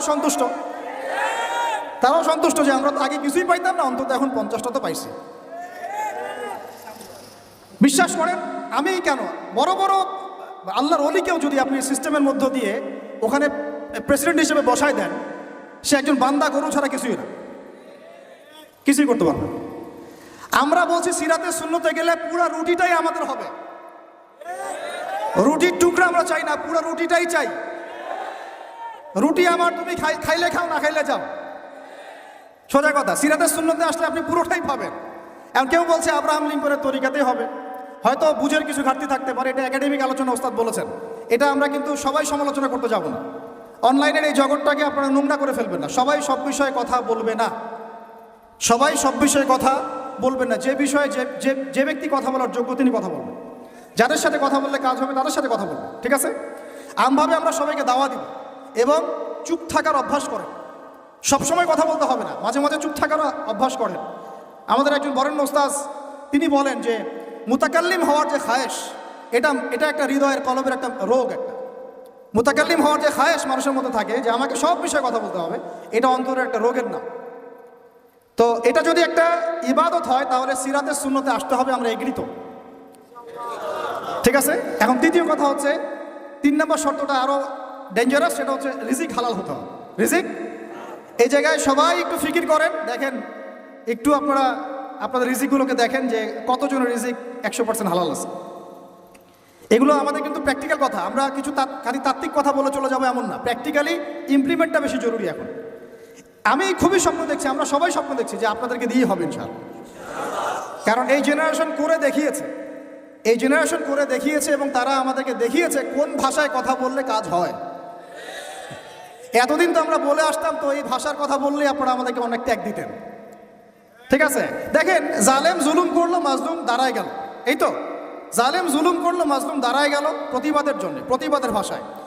আপনারা আমাকে বলেন তো, জালেমের বিরুদ্ধে মাজলুম যখন দাঁড়িয়েছে তারা কি খালি হাতে দাঁড়িয়েছিল? জালেম যখন 2টা মাইট দিয়েছে, মাজলুম কি 2টা মাইট দেয় নাই? জালেমদের অনেকে যখন মাজলুমদের অনেককে শহীদ করেছে, তো জালেমদের দলেও কি কিছু মানুষ মারা যায় নাই? তো এটা কি একটা কনফ্লিক্ট হয়নি রাস্তাঘাটে? তো গণতান্ত্রিক প্রক্রিয়া এই কনফ্লিক্টটাকে আপনি জায়েজ করে নিলেন তো, গণতান্ত্রিক প্রক্রিয়া এই কনফ্লিক্টটাকে আপনি জায়েজ করে নিলেন তো, মাশাআল্লাহ। জিহাদ শব্দ বলি, আপনি আমার দিকে তেড়ে আসেন, বিষয়টাই না সেম সেম বিষয়, একই বিষয়। আপনি জালেমের এগেনস্টে দাঁড়াইছেন, মাজলুম জুলুমের শিকার হতে হতে হতে আমাদের ভাই আবু সাইদ জীবন দিল, মুগ্ধরা জীবন দিল, সবার একটা সিম্পেথি তৈরি হলো। এখানে আম জনতা, রিক্সা চালক, শ্রমিক, মানে ওলামায়ে কেরাম, কে বাকি ছিল? সবাই তাদের পক্ষে ছিল, তাই না? কেউ লিখেছে, কেউ বলেছে, কেউ মাঠে ছিল। তারা ছিল মাজলুম, দেয়ালে পিঠ থেকে গেছে, তখন তারা কিন্তু হাতে কিছু না কিছু তো উঠিয়েছিল, নাকি উঠায় নাই? উঠিয়ে তারা একটা প্রতিবাদের ভাষা আমাদেরকে দেখিয়েছে, এইভাবে প্রতিবাদ করতে হয়। তো ওই প্রতিবাদটার পরে আপনারা কি এখন বলবেন যে ছাত্র জনতার মধ্যে কেউ জুলুম করেছে, ছাত্র জনতা জঙ্গি, ছাত্র জনতা সন্ত্রাসী? এই সমন্বয় একটা সন্ত্রাসী ছিল, ওরা জঙ্গি ছিল, হ্যাঁ, ওরা উগ্রবাদী ছিল। কেন বলছেন না এখন আপনারা এই কথাগুলো? আমার প্রশ্ন হচ্ছে, এখন এই কথাগুলো আপনারা কেন বলছেন না? কারণ আপনারা বুঝতে পারছেন তারা ন্যায্য কাজটাই করেছে। যখন জালেম জুলুম করতে করতে করতে মাজলুমকে একদম দেয়ালে পিঠ ঠেকিয়ে দেয়, তখন মানুষকে হামাস হতে হয়, তখনই বিভিন্ন জিহাদি সংগঠনের অস্তিত্ব আসে, তখনই কিন্তু খোরাসান স্বাধীন হয়। তো এখন আমরা বাংলাদেশেও বুঝতে পারছি যে হ্যাঁ, তখনই কিন্তু ছাত্র ভাইরা হাতে প্রতিবাদের ভাষা উঠিয়ে নিয়েছিল। তো এটাকে গণতান্ত্রিক প্রক্রিয়া আপনারা জায়েজ করছেন, ঠিক আছে, এটা কোনো সমস্যা না, এটা ভালো, ওরা প্রতিবাদ করেছে, ওদেরকে আমরা কিন্তু খারাপ বলতে পারি না, কেউ বলছে খারাপ? এই একই স্লোগান যদি সিরাতের সুন্নতে আমরা বলি যে দাওয়াতের সাথে জিহাদ লাগবে, তখন তো তেরে আসবেন আমাদের দিকে, আসবেন না? আসবে। আপনারা লিখে নেন আমার কথাগুলো, এই একই জিনিসটাই, এই প্রতিবাদের এই ভাষাটাই যখন আপনি দাওয়াতের সাথে জিহাদ শব্দ ইউজ করবেন, আপনার দিকে তেরে আসবেই। এবং এখন যাদের পা ধরা হচ্ছে, তারা তো পুরো বিশ্বব্যাপী এটাকে মিটিয়ে ফেরার মিশন নিয়েছে। আপনারা কি মনে করছেন যে তারা আমাদের প্রতিবেশীর চাইতে আমাদের বন্ধু হয়ে যাবে? কখনো, কশ্চিৎ কালেও না। এটা জেগে জেগে স্বপ্ন দেখছে তারা। তো আল্লাহ পাক তাদেরকে সহি সামাজ দান করেন। আমি সবসময় আমরা সব কিছু করবো না, আমরা তো পরিবেশ পরিস্থিতি বুঝে ইনিশিয়েটিভ নিব, তাই না? কিন্তু সিরাতের কোনো অংশকে আপনি বাদ দিতে পারেন না। তো একটা অংশকে বাদ দিয়ে দিবেন, একটা অংশকে নেবেন, দিনের কিছু অংশকে রাখবেন, কিছু অংশকে রাখবেন না, এটা তো ইসলাম হলো না। যখন যেটা ইমপ্লিমেন্ট করার অবস্থা সৃষ্টি হবে তখন সেটা করতে হবে, এটাই তো ইসলাম। আর আমরা দেখলাম যে কোন ভাষায় কথা বললে দাবি আদায় করা যায়। আর একটা ভাষা আছে বাংলাদেশে দাবি আদায় করার, কিছু হইলেই শাহবাগে চলে যাওয়ার। তো মাঝে মাঝে আমরাও বাসায় একটু মশকরা করি যে তোমার কিছু লাগবে, কেন কিছু লাগলে চলো শাহবাগে যাই, দাঁড়ালেই আমাদেরকে দিবে আর কি, মানুষ বাবা দিবে, আমার দিকে জনসমর্থন তৈরি হবে। তো মূল জায়গায় আসি ভাই, যে এখন আপনাদের সাথে এই ব্যাপারটা আমার ক্লিয়ার যে এটা একটা ইবাদত, এটাকে করতে হবে সিরাতের সুন্নতে, তাই তো? আর সিরাতের সুন্নতে করতে গেলে আপনাদেরকে সিরাত পড়তে হবে কিনা ভাই? আর আমাকে বলেন যে সিরাতের 40 থেকে 50টা কিতাব আছে এখন, যদি আপনারা ঘুরে নেন। আলহামদুলিল্লাহ আমার বাসায় মোটামুটি সবগুলোই আছে, এবং সিরাতের একজন গভীর ছাত্র আমি। সিরাতের 10টা কিতাব কারা কারা পড়েছেন? হাত তুলেন। কমপক্ষে 10টা। আচ্ছা 10টা বেশি বলে ফেলছি, 5টা সিরাতের বই কারা কারা পড়েছেন? মাশাআল্লাহ। একটা পড়েছেন কারা কারা ভাই? একটা, অন্তত একটা কিতাবের নাম বলছি, খুব পাতলা একটা কিতাব, সিরাতে খতামুল আম্বিয়া, কয়জন পড়েছেন? আর রাহিকুল মাকতুম কয়জন পড়েছেন? নবী রহমত কয়জন পড়েছেন? এরকম অনেক কিতাব আছে। সিরাতের বই না পড়লে ভাই তরিকা বোঝা যাবে না। তরিকা সবসময় আপনাকে সবকিছু ধরায় দিতে হবে কেন? আপনি নিজেই বুঝে নেন কোনটা তরিকা, তখন আমি বললে আপনি বুঝে ফেলবেন কতে কি। এখন আমি খুব সংক্ষেপে আপনাদেরকে বলছি যে দেখেন তরিকাটা কেমন ছিল। নবী সাল্লাল্লাহু আলাইহি ওয়াসাল্লাম, একটু মনোযোগ দেই ভাই, এটা আমার আলোচনার শেষ পার্ট, ঠিক আছে? নবী সাল্লাল্লাহু আলাইহি ওয়াসাল্লাম এমন একটা যুগে ছিলেন যে যুগটা ঠিক আমাদের মতোই, একেবারে হুবাহু না হলে 19 আর 20, যেমন উনি এমন একটা যুগে জন্ম নিয়েছিলেন যে যুগটার মধ্যে 5টা মৌলিক সমস্যা ছিল। কয়টা? এবং ওই যুগটাকে আপনারা আইয়ামে জাহিলিয়াত বলে গালি দেন, তাই তো? এবং সেকুলার রামবামরাও বলে এটা আইয়ামে জাহিলিয়াত। কেন বলি আমরা? কারণ ওই সমাজে শিরক ছিল। কি ছিল? এখন আপনি আমাকে বলেন এই সমাজের মধ্যে শিরক আছে কিনা? ওখানে লাত উজ্জা হবল মানাতের ইবাদত হয়েছে, এখন তো বিভিন্ন ভাস্কর্যের পূজা হয়েছে, হয় নাই? ছবি সংস্কৃতি হয়েছে, মূর্তি সংস্কৃতি হয়েছে। এখানে একটা আমার দুঃখের কথা একটু বলেই ফেলি যে অনেকে বলেছেন যে মাদ্রাসার ছেলেদেরকে মন্দির পাহারা দিতে ইত্যাদি ইত্যাদি। আমি এটার সাথে একমত না। এটার সাথে আমি ব্যক্তিগতভাবে বলছি আর কি, আমি একমত না। কারণ বাংলাদেশে অমুসলিম প্রশাসন আছে, তাদেরকে ডিউটি দেওয়া যায়। আমি তো এটাও পক্ষপাতী না যে একজন মুসলিম অফিসার ওখানে গিয়ে মূর্তি পাহারা দিবে, আর মাদ্রাসার ছেলেরা কি কারণে ওখানে গিয়ে পাহারা দিতে যাবে? তো এই যে একবারই বেশি দরদ দেখানো, এটা আমাদের মনে হয় ভালো হচ্ছে না। আর আমরা যত ইলিশ দেই না কেন, তারা আমাদেরকে কখনো স্বাধীনতা দিবে না। এইগুলা বাদ দেন, এগুলোর দিন শেষ। সরাসরি কথা বলতে হবে। কই, তারা তো পাকিস্তানের বাদ ছাড়তে পারে নাই, তারা তো চায়নার বাদ ছাড়তে পারে না, তারা তো অন্য ইভেন নেপালেরও বাদ ছাড়তে পারে না। তাহলে এই যে তিস্তার বাদ আর এই বাদগুলো এত সহজে ছাড়ে কিভাবে? ব্যাপারটা তো এখানে ফয়সালা হবে না যে ছেড়ে দিল, বন্যা হয়ে গেল, আমরা ত্রাণ দিলাম, ফখর করলাম কে কত টাকা ত্রাণ দিয়েছে। ত্রাণ দিয়েছি ঠিক আছে, আলহামদুলিল্লাহ। আমার মূল জায়গা হচ্ছে সে যেন পানি ছাড়তে না পারে এরপর থেকে। এটা ছিল আমাদের মূল কথা। কিন্তু এই জায়গায় কি আমরা কাজ করলাম? আমরা ত্রাণ দিলাম, আলহামদুলিল্লাহ, ঠিক আছে, কিন্তু আমরা কিন্তু ওই জায়গায় গেলাম না যে এরপর থেকে যেন এই বাদ খোলার সাহস তারা না পায়। তো মূল জায়গায় আসে, আল্লাহ পাক আমাদেরকে আমল করার তৌফিক দান করে না। আচ্ছা, প্রথম সমস্যাটা ছিল আইয়ামে জাহিলিয়াতে, যে ওই যুগে শিরক ছিল, এটা ছিল মূল কথা। আইয়ামে জাহিলিয়াত কেন বলছেন? ওই যুগে কি ছিল? এখন বিশ্বাস করেন আমাদের বাংলার মাটিতে ধর্মীয় অঙ্গনের শিরক আছে, কবর পূজা, মাজার পূজা আছে না? রাজনৈতিক অঙ্গনের শিরক আছে। কি শিরক? আল্লাহর বিধান বাদ দিয়ে তাগুতি বিধানে দাসত্ব করা। অর্থনৈতিক অঙ্গনের শিরক আছে, আল্লাহর হালালকে হারাম করে ওইটাকে আবার বেশি উত্তম মনে করা। এগুলো কি ঈমান ভঙ্গের কারণের মধ্যে পড়ে না? আপনারা তো জানেন। তারপরে সংস্কৃতির মধ্যে শিরক নাই, আর শিক্ষার শিরক তো আপনারা দেখতেই পাচ্ছেন। শিক্ষার মধ্যে কি কি শিরক আছে? এখন তো আপনাকে ট্রান্সজেন্ডার পড়তে হবে, টেক্সট বইয়ের মধ্যে চলে আসতেছে। কি করবেন আপনি? তো প্রত্যেকটা ডিপার্টমেন্ট, আমাদের ডিপার্টমেন্ট এই কয়টাই, ব্যক্তি জীবন, ধর্মীয় জীবন, পারিবারিক, অর্থনৈতিক, শিক্ষা, সংস্কৃতি, রাজনীতি, প্রত্যেকটা ডিপার্টমেন্টে শিরক আছে বাংলাদেশে। তাহলে আইয়ামে জাহিলিয়াতের ওই শিরক না হয় একটা ধর্মীয় প্রেক্ষাপটে ছিল, এটা তো পুরো একটা গ্লোবাল প্রেক্ষাপটে শিরক হয়ে যাচ্ছে। তাহলে আমরা কি এখন আইয়ামে জাহিলিয়াত থেকে এই সেন্সে মুক্ত হতে পেরেছি? দ্বিতীয় প্রবলেম ছিল রিবা। আইয়ামে জাহিলিয়াতের দ্বিতীয় প্রবলেম রিবা। এখন আপনি যে কোনো ব্যাংকের দিকে তাকান বা ব্যাংকিং সিস্টেমের দিকে তাকান, ইনক্লুডিং ওয়ার্ল্ড ব্যাংক, IMF, তারপরে আপনার ফেডারেল রিজার্ভ এবং আমাদের সেন্ট্রাল ব্যাংকগুলো। ইকোনমিক্স নিয়ে আমরা পড়েছি ভাই, না পড়ে কথা বলছি না। ইকোনমিক্স আমাদের ইউনিভার্সিটির সাবজেক্ট। একেবারে ভিতরে গোড়ায় শিরক আছে, সুদ আছে। কি আছে? সুদ আছে, গোড়ায় সুদ আছে।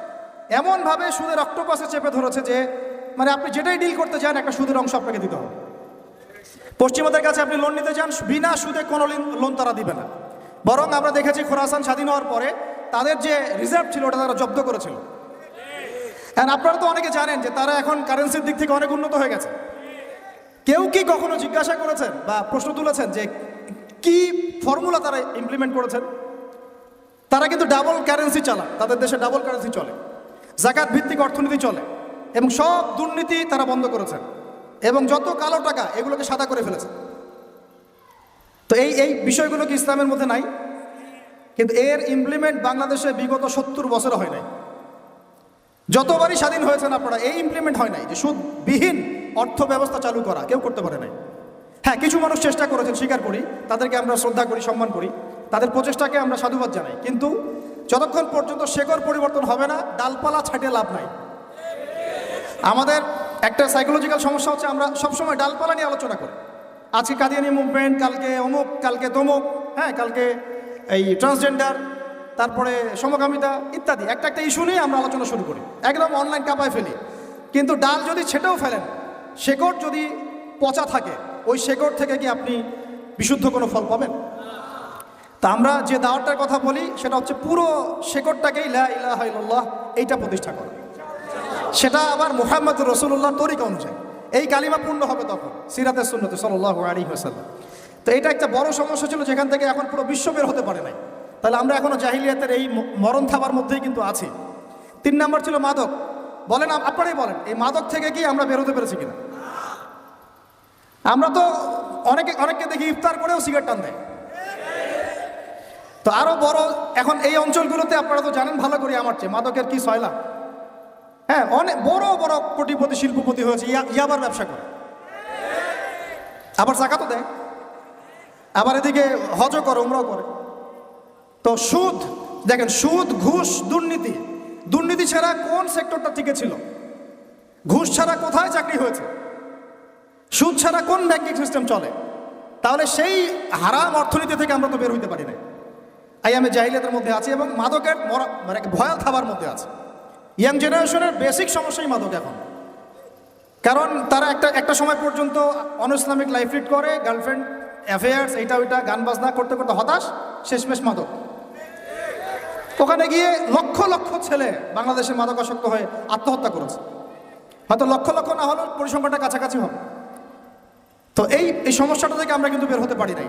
আরেকটা ছিল জাহিলিয়াতের সমস্যা, নারী জাতির অবমাননা। এটা থেকে কি বের হতে পারছে জাতি?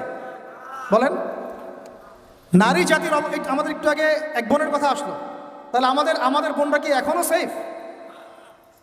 একটা প্রসঙ্গ শব্দ উঠে আসছে না, গুম। এখন আসলে এই ব্যাপারটা এমনই হয় যে আপনি তো তখন কোনো প্রতিবাদও করতে পারবেন না। একেবারে আতর্কিত হামলার মতো হুট করে 1 মিনিটের মধ্যে উঠাই নিয়ে চলে গেল, কিছুই বলার নাই, কিছুই করার নাই। সাথে সাথেই হ্যান্ডকাফ, চোখ বেঁধে ফেলা এবং জোরে জোরে গান ছেড়ে দেয় আর কি, যাতে আপনার মাইন্ডটা ফ্রেশ থাকে। নাউযুবিল্লাহ, মানে আপনি যেন রিল্যাক্স ফিল করেন, ভয় না পান। তো এই যে একটা ভীতিকর অবস্থা, যখন তখন যাকে তাকে উঠাই নিয়ে যাচ্ছে। তো এখান থেকে তো মেয়েরাও রেহাই পেল না, তখন। তাহলে সত্যি কি আমরা আমাদের দিনী বোনদেরকে সিকিউর করতে পেরেছি? ইভেন আমরা তো ভাইদেরকেও সিকিউর করতে পারি নাই। যেমন উস্তাদ করা হবে বললেন, এরপর থেকে এরকম করতে আসলে হাত ভেঙে দেওয়া হবে। এরপর থেকে এরকম গোপন অভিযান চালাতে আসলে প্রতিবাদ করা হবে ইনশাআল্লাহ। কারণ যদি একজন মানুষ অপরাধ করেই থাকে, আপনি সরাসরি মামলা দায়ের করে তার বিরুদ্ধে ব্যবস্থা নেন। এভাবে হুটহাট করে রাতের অন্ধকারে উঠাই নিয়ে চলে যাবেন, কোথায় রাখবেন কেউ জানবে না, কি খাবে না খাবে তার ঠিক ঠিকানা নাই, লাশ ধোয়া চকির মধ্যে শুয়ে থাকবে। একটা কোরআন চাইলে কোরআনও দিবেন না পড়তে, একটা কোরআন যদি চাওয়া হয় কোরআনও দিবেন না পড়তে। যখন তখন রিমান্ডে নিয়ে যাবেন। নির্যাতন তো ওটা বাদ দিলাম, কারণ আমরা বলতে চাই না এই কারণে, আমরা অনেক ভাইদের কুরবানির যে ইতিহাস শুনেছি, গল্প কারগুজারি শুনেছি, তার বিপরীতে এই বিষয়গুলো নিয়ে আমার ব্যক্তিগতভাবে কথা বলতে লজ্জা লাগে। তাদের এত বড় বড় কুরবানি আছে যে আমরা এগুলো নিয়ে কথা বলতে লজ্জা পাই। ঠিক আছে, তো এতটুকু শুধু ইঙ্গিত দিব যে এগুলোর পিছনে যতটা না এই রাম বাম আর নাস্তিক মুরতাদ এরা দায়ী, তার চেয়ে বেশি দায়ী ছিল এক শ্রেণীর দাড়ি টুপিওয়ালা মানুষ। এতটুকু বললাম, আর কিছু বলতে চাই না। কারণ আমরা চাই কিছু আজর পরকালের জন্য থাক, আর কথা হচ্ছে আমরা কিন্তু আমাদের ভাই বোনদেরকে সিকিউর করতে পারছি না। আমাদের ভাইরা এখনও ওই মাদক আর নারী জাতির অবমাননার মধ্যেই থেকে গেছেন। আর এখন বেহায়াপনা, এই আপনার জেনা, ব্যভিচার, পর্নোগ্রাফি, মেয়েদেরকে অনেকে বলেন জীবন্ত তো এখন দাফন করা হয় না। আমি বলি মেয়েদেরকে এখনও গর্ভে মেরে ফেলা হয়। মেয়েদের প্রতি এখনও সমাজ সেইভাবে সাম্য প্রদর্শন করছে না। অনেক আমাদের মতো মানুষ অনেকে মেয়ে সন্তান হলে মুখটা কালো করে ফেলছেন। এগুলো তো ইসলামের শিক্ষা না। তো মেয়েদেরকে অবমাননার জায়গা থেকে বের করতে হবে। তাদের যে শান্তি আর কামিয়াবি, এটা এই সোকল্ড পশ্চিমা সভ্যতার এই দর্শনগুলোর মধ্যে নাই। তাদের শান্তি কামিয়াবি আছে শুধুমাত্র কোরআন এবং হাদিসের মধ্যে। এই মেসেজটা আমাদের বোনদেরকে পৌঁছাতে হবে ইনশাআল্লাহ। এবং আমাদের বোনরা কিন্তু অনেক ইমানদার, অনেক শক্ত, যারা ইসলামের পথে ফিরে আসে না, আমরা কিছুটা দেখেছি দূর থেকে, তারা মাশাআল্লাহ অনেক শক্ত মুমিনা হয়। তার ধার কাছে হয়তো আমরা যাইতে পারি না, জানেন। এইরকম আমি রিকোয়েস্ট করি আপনাদেরকে যে আপনারা তো বিয়ে শাদী করবেন, শুধু দিনদারিতাকে প্রাধান্য দিয়ে বিয়ে করেন ভাই। অন্য বিষয়গুলো টেম্পোরারি, আপেক্ষিক। একে খাস দিলে দোয়া করলাম, ঠিক আছে। দিনী বোনদেরকে দিনদারিতার ভিত্তিতে আপনারা আপনাদের সহধর্মিনী বানান, অন্য কোনো বিষয় দেখতে যায় না। হ্যাঁ, থাকলে তো আলহামদুলিল্লাহ ভালো, কিন্তু এটা সবচেয়ে বেশি জরুরি বিষয় না। সবচেয়ে বেশি জরুরি বিষয় দিনদারিতা, পরহেজগারিতা, ঈমান। আল্লাহ পাক আপনাদেরকে সেই রকম মুমিনা নারী আপনাদের তাকদির আল্লাহ পাক নসিব করে না। এরকম মুমিনা নারী পাইলে দেখবেন যে একাই সারা দেশ কাঁপায় ফেলবে ইনশাআল্লাহ। ইতিহাস আছে এগুলোর, আছে তো নাকি? একটু প্রশংসা করলাম, যদি লাইভে দেখে বাসায় গিয়ে ভালো খাওয়া দাওয়া দিবে আর কি। মাঝে মাঝে তো না খেয়ে বেরোইতে হয়, ঠিক আছে? বড় মুশকিল ভাই। এখন আপনারা ঢুকে নাকি এই লাইফে, তারপরে বুঝবেন ইনশাআল্লাহ, ঠিক আছে? আল্লাহ পাক আপনাদের সবার যেন একটা সালামাতির জিন্দেগি দান করে। কিন্তু নারীর অবমাননার ওই জাহিলিয়াত থেকে কিন্তু আমরা বের হইতে পারি না। আর একটা হচ্ছে, এটা আরো মারাত্মক, গোত্রীয় হানাহানি ছিল প্রকট আইয়ামে জাহিলিয়ায়, ছিল না? গোত্রীয় হানাহানি একদম প্রকট আকারে ধারণ করা ছিল আইয়ামে জাহিলিয়াতে। আমাকে বলেন, এইটা এখনকার বিশ্বে বা দেশে কি বাদ হয়েছে কিনা?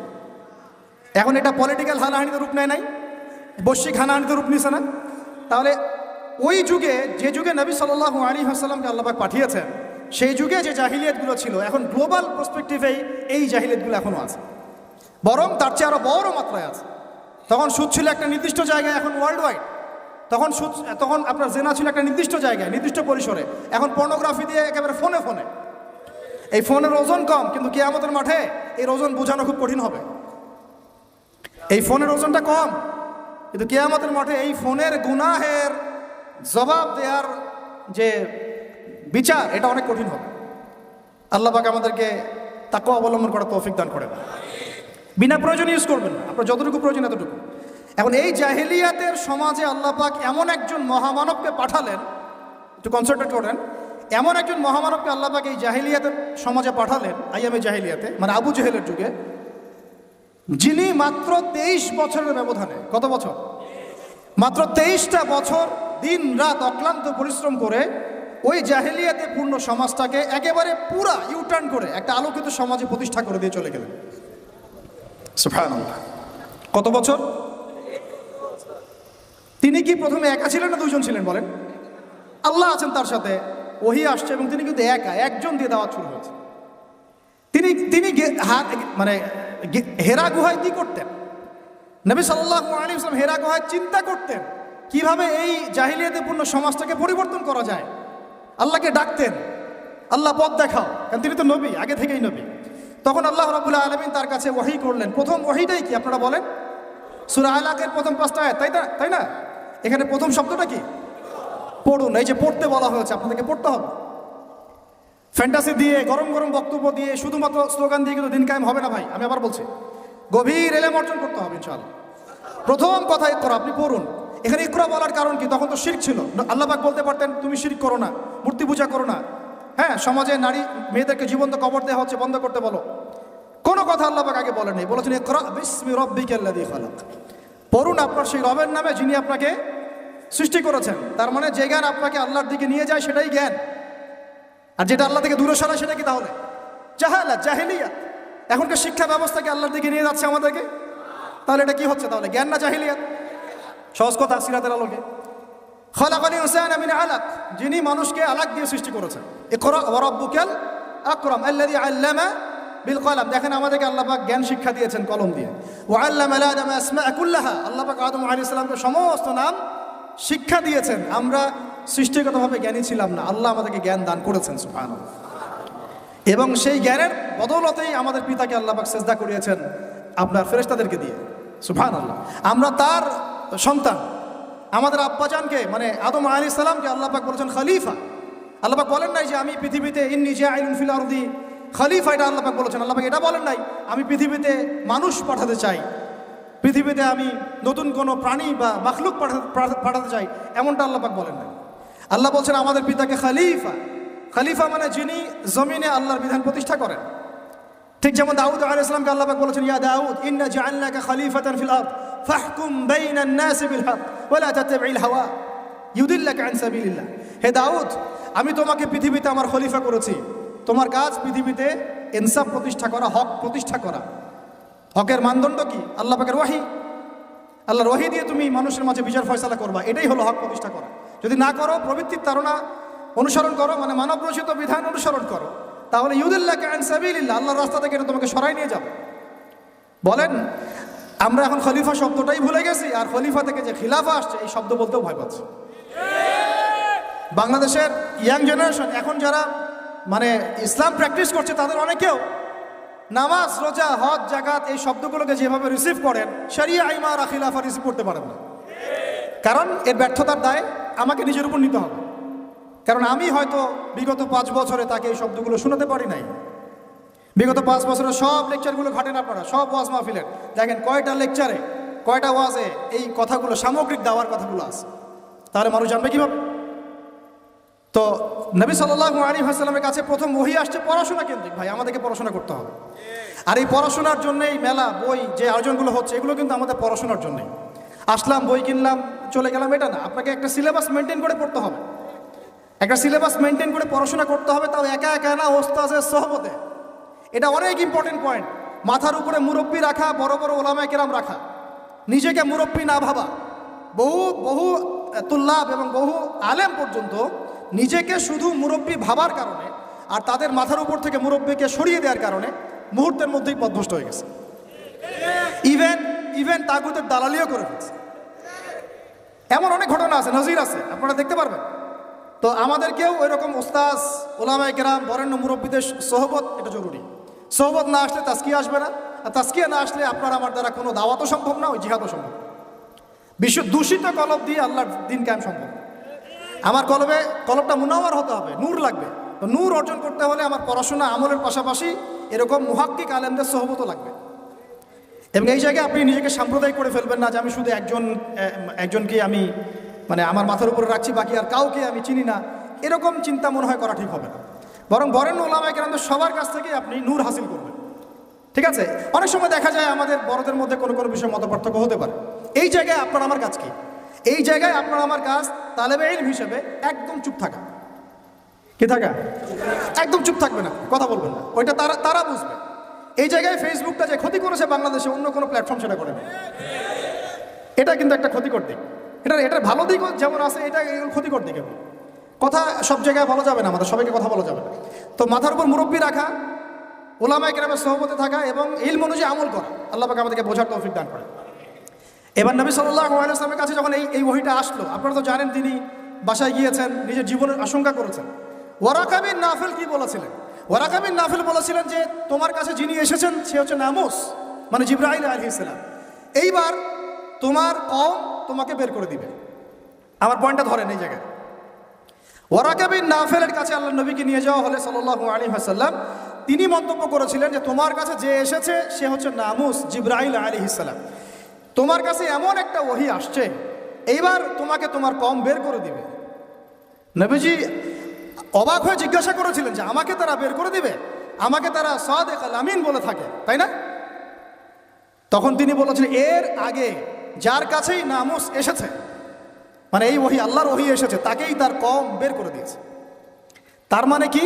তার মানে আপনি যখন ওহী ভিত্তিক হকের কথা বলবেন এবং সিরাতে সুন্নতে নিজেও চলবেন এবং সেটা কায়েম করতে চাইবেন, আপনাকেও সমাজ থেকে বের করে দেওয়া হতে পারে।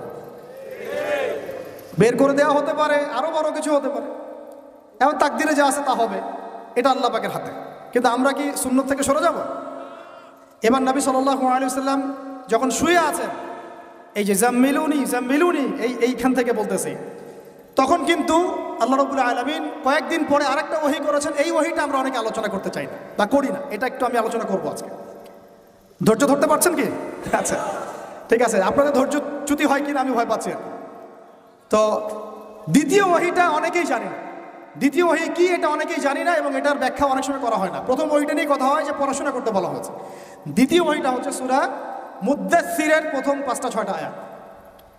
তিনি যখন শুয়ে আছেন, দ্বিতীয় ওহী আসছে, ইয়া আইয়ুহাল মুদ্দাসসির, হে কম্বল আবৃত রাসূল, উঠুন। কুম ফাআনযির, কুম উঠেন, আপনি উঠে দাঁড়ান। ফাআনযির, মানুষকে সতর্ক করেন। ওয়া রাব্বুকা ফাকাব্বির, আপনার রবের তাকবীর পাঠ করেন। আমরা যে বলি তাকবীর, আল্লাহু আকবার, ঠিক আছে? ওয়া রাব্বুকা ফাকাব্বির ওয়া সিয়াবাকা ফাতাহহির ওয়া রুজজা ফাহজুর। দেখেন এই বেসিক আয়াতের উপর আমাদের আমল নাই, আমি দেখাচ্ছি আপনাদেরকে। এখানে ওহী প্রাপ্ত হওয়ার পরে নবী সাল্লাল্লাহু আলাইহি ওয়াসাল্লামকে বলা হয়েছে আপনি উঠে দাঁড়ান। উঠে দাঁড়ান মানে শুধু বিছানা থেকে মাটিতে দাঁড়ান অর্থ নয়। উঠে দাঁড়ান মানে হক নিয়ে আপনি সমাজের মধ্যে দাঁড়িয়ে পড়েন এবং সমাজের মানুষকে সতর্ক করা শুরু করেন। তাহলে হক প্রাপ্ত হলে, হক চিনতে শিখলে আমাদের কাজ কি? দাঁড়িয়ে যাওয়া, হক নিয়ে দাঁড়িয়ে যাওয়া, মানুষকে সতর্ক করা, দাওয়াতের কাজ করতে থাকা এবং রবের তাকবীর পাঠ করুন। পোশাক পবিত্র রাখুন, শুধু বাহ্যিক পোশাক না কলবের পোশাকটাও? এই কলবের পোশাকের পবিত্রতা কয়জন আছে বুকে হাত দিয়ে কে বলতে পারবে? কার কলবে জিনার অপবিত্রতা নাই?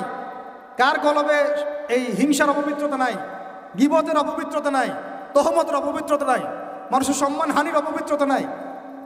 ইভেন আমরা যারা অনেক সময় দিনের রিপ্রেজেন্টেটিভ হয়ে আছি তাদেরও কলব দূষিত হয়ে আছে অনেক সময়। থাকা স্বাভাবিক, কারণ আমরা তো ওই বরেণ্য ওলামা ইকরামদের সোহবতে কম যাচ্ছি, নিজেকে মুফতি মনে করছি, আমি নিজেকে মানে আমির মনে করা শুরু করছি, তখন তো সমস্যা।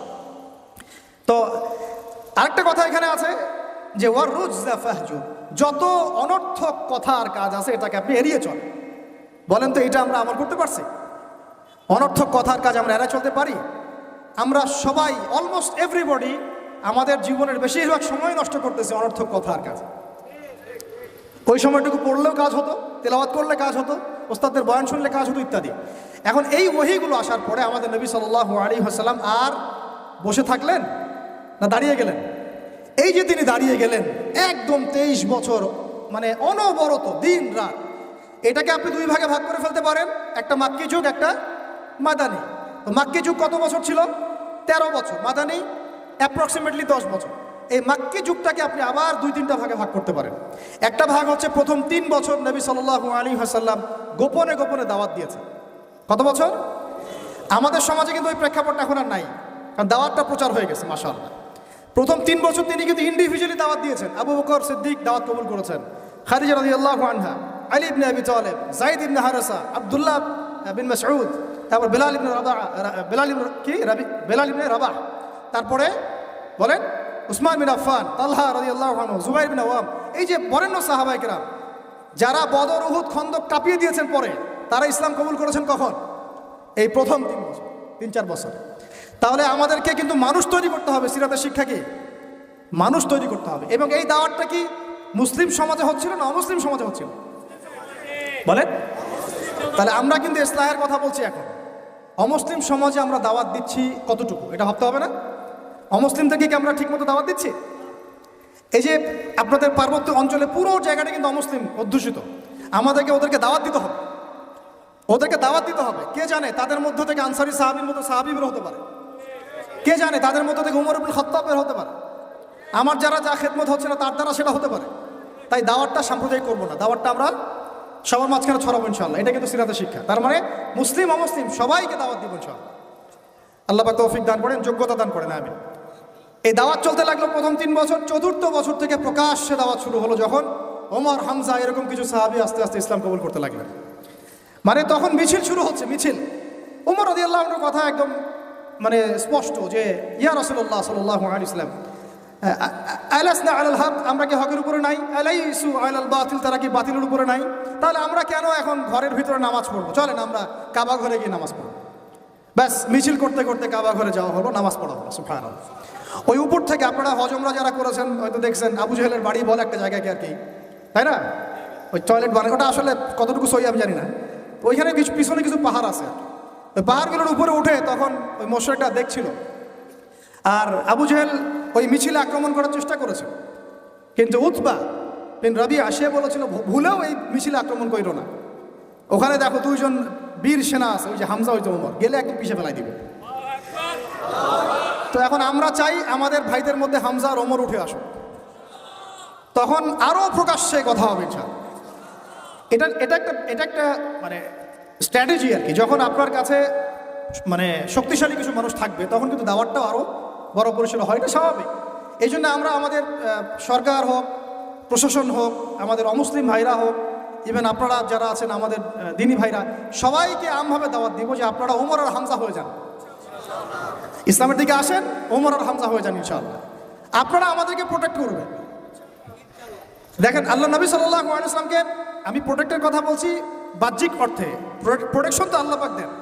মানে তারা কারা ডান হাত বাম হাত হয়েছিল, কারা ঢাল হয়েছিল, সাহাবীরা না? তো সেই সাহাবী হতে হবে আপনাদেরকে। আমাদের ওস্তাদ বরং অন্য অনেক ওস্তাদ অনেক কথা বলছেন, অনেক কাজ করছেন, আর আমাকে বলেন তাদের অবর্তমানে তাদের জায়গা দখল আপনি করতে পারবেন কিনা, ওই যোগ্যতাটাকে আমরা অর্জন করছি কিনা, এটা আমাদেরকে ভাবতে হবে। আমাদেরকে অনেক ক্রিয়েটিভ চিন্তা করতে হবে যে আমাদের ওস্তাদরা যে কাজগুলো করছেন তাদের অবর্তমানে আমরা সেই লেগেসি বজায় রাখতে পারবো কি পারবো না আদৌ? সেই জেনারেশন তৈরি হচ্ছে কিনা, গ্যাপ হয়ে যাচ্ছে কিনা আবার কোনো, এবং তারা যেভাবে দিনের জন্য কাজ করছেন তাদের জান মাল ইজ্জত পরিবার এগুলোর দেখভাল করার দায়িত্ব আমাদের আছে কি নাই বলেন? এটাই ভাই, আমি নিজের কথা বলি যে আমাদের কাছে একসময় বাজার করার টাকাও ছিল না, এমন একটা সময় গিয়েছে, এবং কাউকে আমরা বলতেও পারছিলাম না যে আমাদের টাকার দরকার। কিছু ভাই কিছু অর্থ সহায়তা করেছিলেন ওই বিপদগ্রস্ত মুহূর্তগুলোতে, তো সেটা আবার মাঝখান থেকে থার্ড পার্টি মেরে খেয়ে ফেলছে। তো এখন আমি একটা কথা বলি, আমরা দাওয়াতের কাজ করব, আমরা শরিয়ার প্রতিষ্ঠার চেষ্টা করব, ঠিক আছে, ওলামা একরামরা করবেন, আপনাদের ঊর্ধ্বতন নেতা যারা তারা করবেন, কিন্তু তাদের জান, তাদের মাল, তাদের পরিবার, তাদের আহাল, তাদের ভরণ পোষণ এই বিষয়গুলোর দেখার দায়িত্ব কি আমাদের নাই আদৌ? আমরা কি হামজা, ওমর, আবু বকর হতে পারছি কিনা? এটা আমাদেরকে মাথায় রাখতে হবে, এটা আমরা যেন হই। আল্লাহ পাক তৌফিক দান করেন। এবার এই সাহাবীদেরকে নিয়ে নবী সাল্লাল্লাহু আলাইহি ওয়াসাল্লাম দাওয়াত আরও বেগবান করলেন। এবার দাওয়াত যত বেগবান হলো, আবু জেহেল, আবু লাহাবদের নির্যাতন তত বাড়তে লাগলো। ঠিক তো কথা? অনেক সাহাবী চোখের সামনে শহীদ হলেন, নবী সাল্লাল্লাহু আলাইহি ওয়াসাল্লাম তখন কিছু বললেন না, মানে অস্ত্র হাতে নিলেন না, কিছু বললেন না, অর্থ বোঝাচ্ছি যে তিনি অস্ত্র হাতে নিলেন না, মক্কার কথা বলছেন। তিনি বললেন সবর করতে। অনেক সাহাবী বললেন যে ইয়া রাসূলুল্লাহ, সবর করতে করতে আমরা তো মানে অতিষ্ঠ হয়ে যাচ্ছি, আপনি আল্লাহর কাছে বদদোয়া করেন আল্লাহ যেন তাদেরকে ধ্বংস করে দেন। নবীজি বললেন না, এক সময় আসবে যে পুরা এই হীরা নগরী, পারস্য, রোমক এগুলো সব আমরা জয় করবো, ওয়ালাকিন্নাকুম তাস্তাজিলুন, কিন্তু তোমরা কিন্তু তাড়াহুড়া করছো। সবর করলেন। আবু জেহেল সুমাইয়া রাদিয়াল্লাহু আনহাকে কি বর্ষা নিক্ষেপ করে হত্যা করে নাই? ইয়াসির রাদিয়াল্লাহু আনহুকে হত্যা করে নাই? এরকম অনেক, বেলাল রাদিয়াল্লাহু আনহুকে একদম উত্তপ্ত বালুতে পিটানো হয় নাই? অনেক ঘটনা ঘটেছে। তখন কিন্তু আমরা ওই অ্যাপ্রোচ নিতে পারি নাই, বা ওই আদেশটা আমাদের আল্লাহর পক্ষ থেকে আসে নাই যে আমরা ওদের সাথে ওই ভাষায় কথা বলবো যে ভাষা ওরা কথা বলছে। তখন ভাষাটা ছিল ধৈর্যের। এমনকি নবী সাল্লাল্লাহু আলাইহি ওয়াসাল্লাম বললেন, তোমরা এখন আবিসিনিয়াতে চলে যাও। আবিসিনিয়াতে একজন কে আছে? একজন খ্রিস্টান শাসক আছে, যার রাজ্যে কেউ জুলুমের শিকার হয় না। সুবহানাল্লাহ। দেখেন, একজন খ্রিস্টান শাসক সম্পর্কে নবী সাল্লাল্লাহু আলাইহি ওয়াসাল্লাম মন্তব্য করলেন, তার রাজ্যে কেউ জুলুমের শিকার হয় না। এখন পুরো মুসলিম বিশ্বের মুসলিম শাসকদেরকে খুঁজে পাওয়া দুষ্কর, যাদের রাজ্যে কেউ জুলুমের শিকার হয় না। ওখানে মুসলিমরা গিয়ে থাকতে লাগলেন দীর্ঘ সময়। তারপরে দেখেন আমাদের নবী সাল্লাল্লাহু আলাইহি ওয়াসাল্লাম দাওয়াতের কাজ বেগবান করলেন। এবার 3 বছর বয়কটের জীবনযাপন। সিরাত পড়েছেন না আপনারা? 3 বছর বয়কট মানে কি? ওই এক প্রকার কারাগার, এটা একটা উন্মুক্ত কারাগার ছিল। শিয়ারে আবু তালেব বলি, শিয়ারে আবু তালেব, মানে ওখানে না আছে খাবার, না পানি, গাছের ছাল পাতা খেয়ে সাহাবীরা 3 বছর থেকেছে। সুবহানাল্লাহ, চিন্তা করা যায়? 3টা বছর। তখন দেখেন কিছু অমুসলিম মানুষ আমাদেরকে হেল্প করেছেন, যেমন আবু তালেব, তিনি কিন্তু তখন মুসলিম হন নাই, কিন্তু হেল্প করেছেন আমাদেরকে। এত হেল্প করেছেন যেটা হয়তো আপনি কেউ করতে পারেন ইসলামকে। চাচা আবু তালেব মুসলিম না হয়ে ইসলামকে যে পরিমাণ হেল্প করেছেন, সহযোগিতা করেছেন, নিরাপত্তার চেষ্টা করেছেন, ওটা কিন্তু আমরাও করতে পারি না শেষ পর্যন্ত। তারপরেও তিনি জান্নাতে যেতে পারছেন না। সুবহানাল্লাহ। কেন বলেন? শুধুমাত্র শেষ পর্যন্ত কালিমা না পড়ার কারণে। তাহলে আমরা কি একটু কৃতজ্ঞ হব না যে আল্লাহ পাক আমাদেরকে মুসলিম পরিবারে আমাদেরকে জিজ্ঞাসা না করেই জন্ম দিয়েছেন? একটু ভাবতে হবে এগুলো ভাই। আত্মসমালোচনা খুব জরুরি জিনিস। যখন এগুলো আপনার ভিতরে চলে আসবে, কাজের কথা আপনাকে বলতে হবে না, আপনি নিজেই ছুটবেন ইনশাআল্লাহ। তো দেখুন, চাচা আবু তালেবের মতো অনেক মানুষ আমাদের দরকার, এটা কিন্তু ইঙ্গিত এসেছে লেকচারের মধ্যে, এর আগে ওস্তাদ বলেছেন। তো আমাদেরকে এ ধরনের মানুষদেরকেও দাওয়াত দিতে হবে। কে জানে যে ভিতরে অনেক আবু তালেব অলরেডি আছে, আমাদেরকে হেল্প করতে চায়, থাকতে পারে না? দাওয়াত বেগমান করতে হবে, সর্বমহলে দাওয়াত। আল্লাহ পাক বোঝার তৌফিক দান করেন। তো তারপরে আবু তালেব তিনি ইন্তেকাল করলেন। তার স্ত্রী, প্রিয়তমা স্ত্রী খাদিজা রাদিয়াল্লাহু আনহা, যিনি একদম তার সমস্ত জানমাল উৎসর্গ করেছেন ইসলামের জন্য, তিনিও চলে গেলেন। আমাদের নবীজি একা হয়ে পড়লেন তখন এইটাকে, এই বছরটাকে কি বলে সিরাতের ভাষায়? আমুল হুজন। কি বলে? আমুল হুজন, কষ্টের বছর। এই কষ্টের বছরের পরে আল্লাহ পাক তাকে মেরাজ ঘটিয়েছেন। সুবহানাল্লাহ। কারণ এই যে যখন আপনি আল্লাহর হয়ে যাবেন না, আপনার যদি কোনো কারণে মন খারাপও হয়, আল্লাহ আপনার মন ভালো করে দিবেন ইনশাআল্লাহ। দেখবেন যে কোনো একটা ব্যবহারে বা কিছুতে আপনার মন খারাপ হয়েছে, আল্লাহ আপনাকে এমন একটা সম্মান মর্যাদা দিয়ে দিবেন যে আপনার মন ভালো হয়ে গেছে, আল্লাহ আপনার হয়ে যাবে ইনশাআল্লাহ। মানে ঘুমের মধ্যেও আল্লাহ আপনাকে হেল্প করবেন ইনশাআল্লাহ। তো আমরা সবাই আল্লাহর হয়ে যাওয়ার চেষ্টা করি। আমিন আমিন। এরপরে যেটা হলো, নবী সাল্লাল্লাহু আলাইহি ওয়াসাল্লাম তায়েফে গেলেন। কোথায়? এই তায়েফের ঘটনা আমি নিজে গিয়েছি ভাই। ওই প্রত্যেকটা জায়গা আমরা ভিজিট করেছি যেখানে নবী সাল্লাল্লাহু আলাইহি ওয়াসাল্লামকে আঘাত করা হয়েছে। সুবহানাল্লাহ, ওখানে গেলে আপনি চোখের পানি ধরে রাখতে পারবেন না। যেই আঙ্গুর বাগানে বসে তিনি আঙ্গুর খেয়েছেন, মাজলুমের সেই দুর্বলের দোয়া করেছেন, ওই বাগান এখনও আছে, ওই রাস্তা এখনও আছে। ওখানে তিনজন বড় বড় গোত্রনেতা ছিল, আব্দে ইয়ালাইল, আব্দে মাসউদ আর হাবিব বিন আমর, তিনজন বড় বড় ভাই ছিল।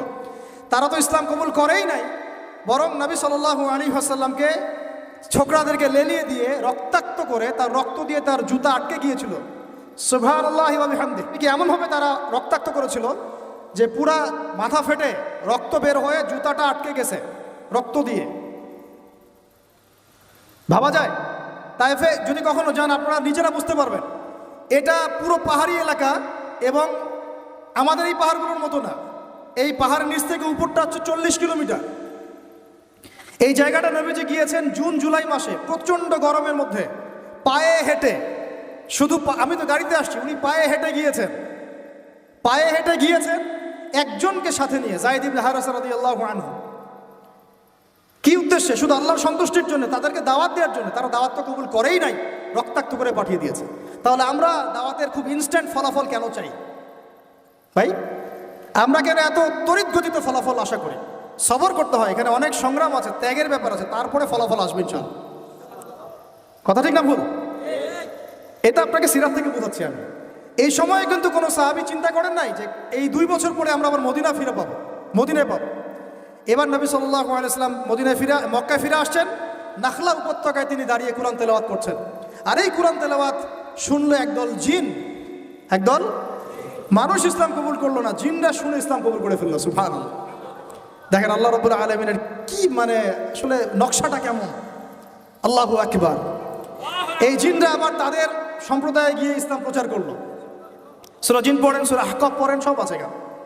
তারপরে নবী সাল্লাল্লাহু আলাইহি ওয়াসাল্লাম মক্কায় ঢুকলেন। ঢোকাটাও টাফ ছিল, তারপরেও ঢুকেছেন তিনি বনু আদি গোত্রের সহযোগিতায়। তারপরে নবী সাল্লাল্লাহু আলাইহি ওয়াসাল্লাম হজের মৌসুমে দাওয়াত দিচ্ছেন। এই জায়গা থেকে ইসলামের পাল্লাটা ঘুরে গেল। এটা আসলে আমার আলোচনার শেষ পয়েন্ট। এই জায়গা থেকে ইসলামের পাল্লাটা ঘুরে গেল এবং আমরা আর দুর্বল থাকলাম না, শুধু শক্তিশালী না, এত শক্তিশালী হলাম যে পুরো বিশ্ব আমাদের করতলগত হয়ে গেল। সুবহানাল্লাহ। তিনি হজের মৌসুমে দাওয়াতের কাজ করছেন। ওই সময় হজমরা ছিল আর কি, বিকৃত। তো 6 জন যুবক ভাইরা শুনেন, 6 জন ইয়াং তরুণ যুবক। কয়জন? কুইজ কিন্তু আছে সামনে, মনে রাখেন এগুলা। 6 জন ইয়াং তরুণ যুবক ইয়াসরিব থেকে আসলেন মক্কায়। ইয়াসরিব কিসের নাম? মদিনার নাম। 6 জনের লিডারের নাম হচ্ছে আসাদ বিন জুরারা। কি নাম? রাদিয়াল্লাহু আনহু। তিনি আসলেন, নবী সাল্লাল্লাহু আলাইহি ওয়াসাল্লাম তাদেরকে দাওয়াত দিলেন, কোরআন শোনালেন। এই সাহাবী তরুণ, এত বুদ্ধিদীপ্ত সাহাবী, তিনি এত ইন্টেলেকচুয়াল ছিলেন। ভাইরা ভালো করে শুনেন, আমাদেরকে কত বুদ্ধিদীপ্ত হতে হবে। তিনি আগেই মদিনার ইহুদিদের কাছে শুনেছিলেন কোন এক সময় যে শেষ জামানায় একজন নবী আসবেন যার নাম হবে আহমদ। কি নাম হবে? এবং উচ্চ বংশ থেকে আসবে, উচ্চ বংশ থেকে। তার চরিত্রের ব্যাপারে সবাই সার্টিফিকেট দিবে, তার চরিত্র একদম পবিত্র। তো এই সাহাবী এটা শুনেছেন আগেই, কারণ মদিনায় তখন ছিল বনু কুরাইজা, বনু কাইনুকা, বনু নাজির, এই 3টা গোত্র তারা সেখানে কিন্তু আগে থেকেই ছিল। এখানেও প্রশ্ন আছে, তারা আগে থেকে ওখানে কি করছিল? তার আগে থেকে সেখানে শেষ নবীর অপেক্ষাই করছিল। কথা বুঝতে পারছেন? ঠিক যেমন এখন তারা সব জায়গা বাদ দিয়ে ওই ইসরায়েলে, প্যালেস্টাইনে কি করে, বাইতুল মুকাদ্দাসে কি করে, তারা ওদের তথাকথিত মাসিহের অপেক্ষা করতেছে। ঠিক যেমন মদিনায় তারা অপেক্ষা করছিল শেষ নবীর, ওই রকম তারা এখন প্যালেস্টাইন অপেক্ষা করতেছে কার? তাদের তথাকথিত মাসিহ বা ত্রাণকর্তার, যাকে আমরা আমাদের ভাষায় বলি মাসিহুদ দাজ্জাল। বুঝতে পারছেন সবকিছুর লিঙ্কটা কোথায়? তো এখন এই 6 জন সাহাবী যখন এটা জানতেন যে হ্যাঁ একজন নবী আসবেন, শোনা মাত্রই কাল বিলম্ব না করে ইসলাম কবুল করে ফেললেন। হক পেয়ে গেলে আর কাল বিলম্ব করা যাবে না, চলে আসতে হবে। ঠিক আছে, এগুলো শিক্ষা। তারপরে তারা চলে গিয়ে পরের বছর আরও 6 জনকে নিয়ে আসলেন, মোট 12 জন হলো। আস্তে আস্তে দেখেন আমাদের দিকে পাল্লা ঘুরতেছে। এই 12 জন এসে নবী সাল্লাল্লাহু আলাইহি ওয়াসাল্লামকে রিকোয়েস্ট করলেন যে আপনার সাহাবীদের মধ্যে একজনকে পাঠায় দেন, যিনি আমাদেরকে মদিনায় দিন শেখাবেন। নবী সাল্লাল্লাহু আলাইহি ওয়াসাল্লাম দেখেন তখন আবু বকর, ওমর, ওসমান, আলী সব সাহাবী ছিলেন। তিনি পাঠালেন এমন একজন সাহাবীকে যাকে ধনীর দুলাল বলা হতো, ইসলাম কবুল করার পরে সব ছেড়ে দিয়েছে। সুবহানাল্লাহ।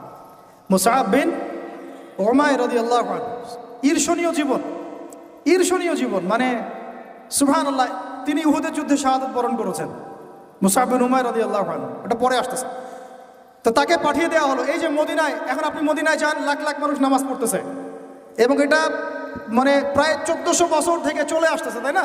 1400-1500 বছর থেকে এত মানুষ, এত সুন্দর পরিবেশ, এত সুন্দর নামাজ কেরাত। মদিনায় গেলে মনটা ভালো হয়ে যায়, ঠিক আছে? এত সুন্দর রুহানিয়াত একটা। এই মদিনায় ইসলামের দরজাই খুলে গেল মুসআব বিন উমাইর রাদিয়াল্লাহু আনহুর মাধ্যমে। আল্লাহ পাক তাকে কবুল করেছেন। দেখেন, তা আমাদেরকে যুবক ভাইদের মধ্যে মুসআব বিন উমাইর বের করতে হবে, তাই না? এটা কি এখন শুধু ফেসবুক স্ক্রল করলেই হবে? না, আমার ইলম অর্জন করতে হবে ভাই। ওস্তাদ লাগবে না, মুরব্বী লাগবে না, পড়াশোনা করতে হবে না? পড়াশোনাটা খুব বেশি ইম্পর্টেন্ট। এর পাশে বাকি কাজগুলো আপনি সমন্বয় করে করবেন। তো তিনি দাওয়াতের কাজ করলেন মাত্র 1 বছরে। কত বছর? মাত্র 1 বছরের ব্যবধানে 75টা পরিবার ইসলাম কবুল করেছে। এবং সেখানে সাদ বিন মুআজ রাদিয়াল্লাহু আনহুর মতো বড় নেতাও ছিলেন, মানে যার কথার একটা ভ্যালু আছে সমাজে। এরকম বড় বড় সাহাবীও ছিলেন।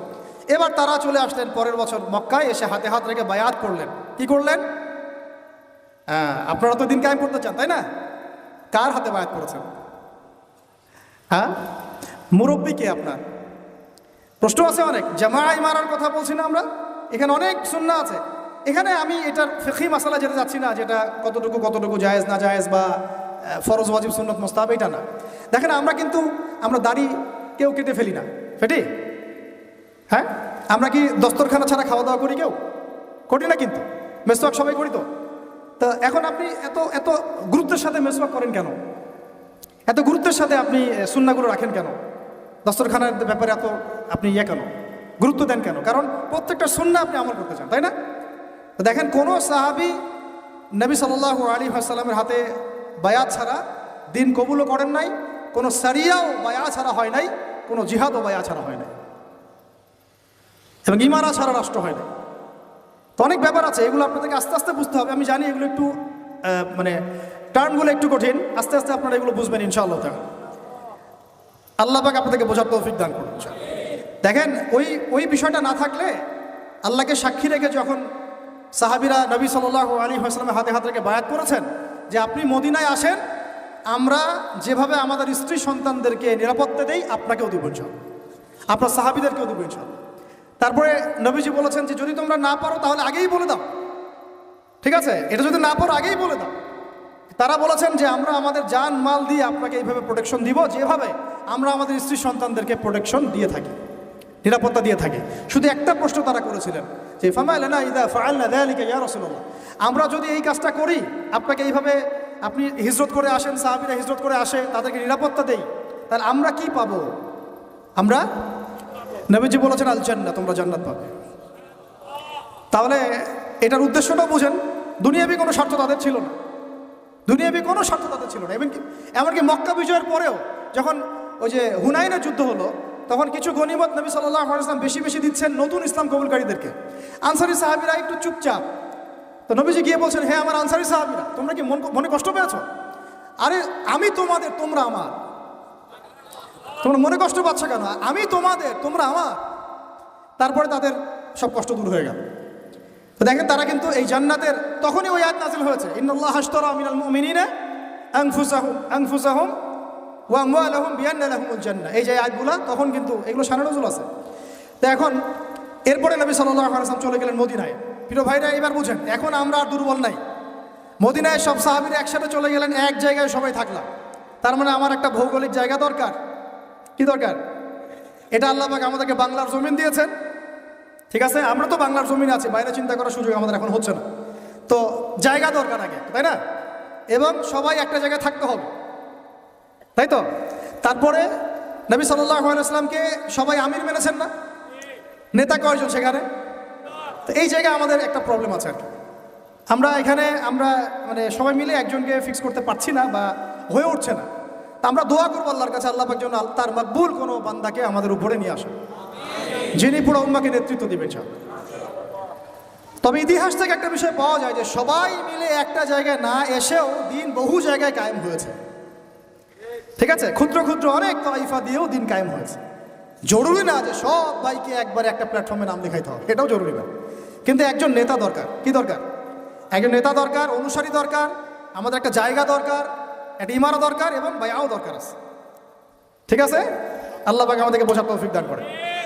তারপরে এবার নবী সাল্লাল্লাহু আলাইহি ওয়াসাল্লাম হলেন সেখানকার আমির, তাই না? রাষ্ট্রপ্রধান, নবী এবং সেখানকার নেতা এবং আমিরও, সব কিছুই তিনি মদিনা সনদ করলেন। ওখানে ইহুদিরা ছিল, ওদের সাথে চুক্তি হলো, ধারাগুলো আপনারা পড়ে নিয়েন। আজকে সিরাতের বই না কিনে কেউ বাড়িতে যাবেন না, ঠিক আছে? মার্কেটিং করে দিলাম ভাই, হাদিয়ে দিয়েন। তো সিরাতের বই না কিনে বাসায় কেউ যাবেন না। তিনি মদিনা সনদের ধারাগুলো তাদের সাথে ডিল করা হলো।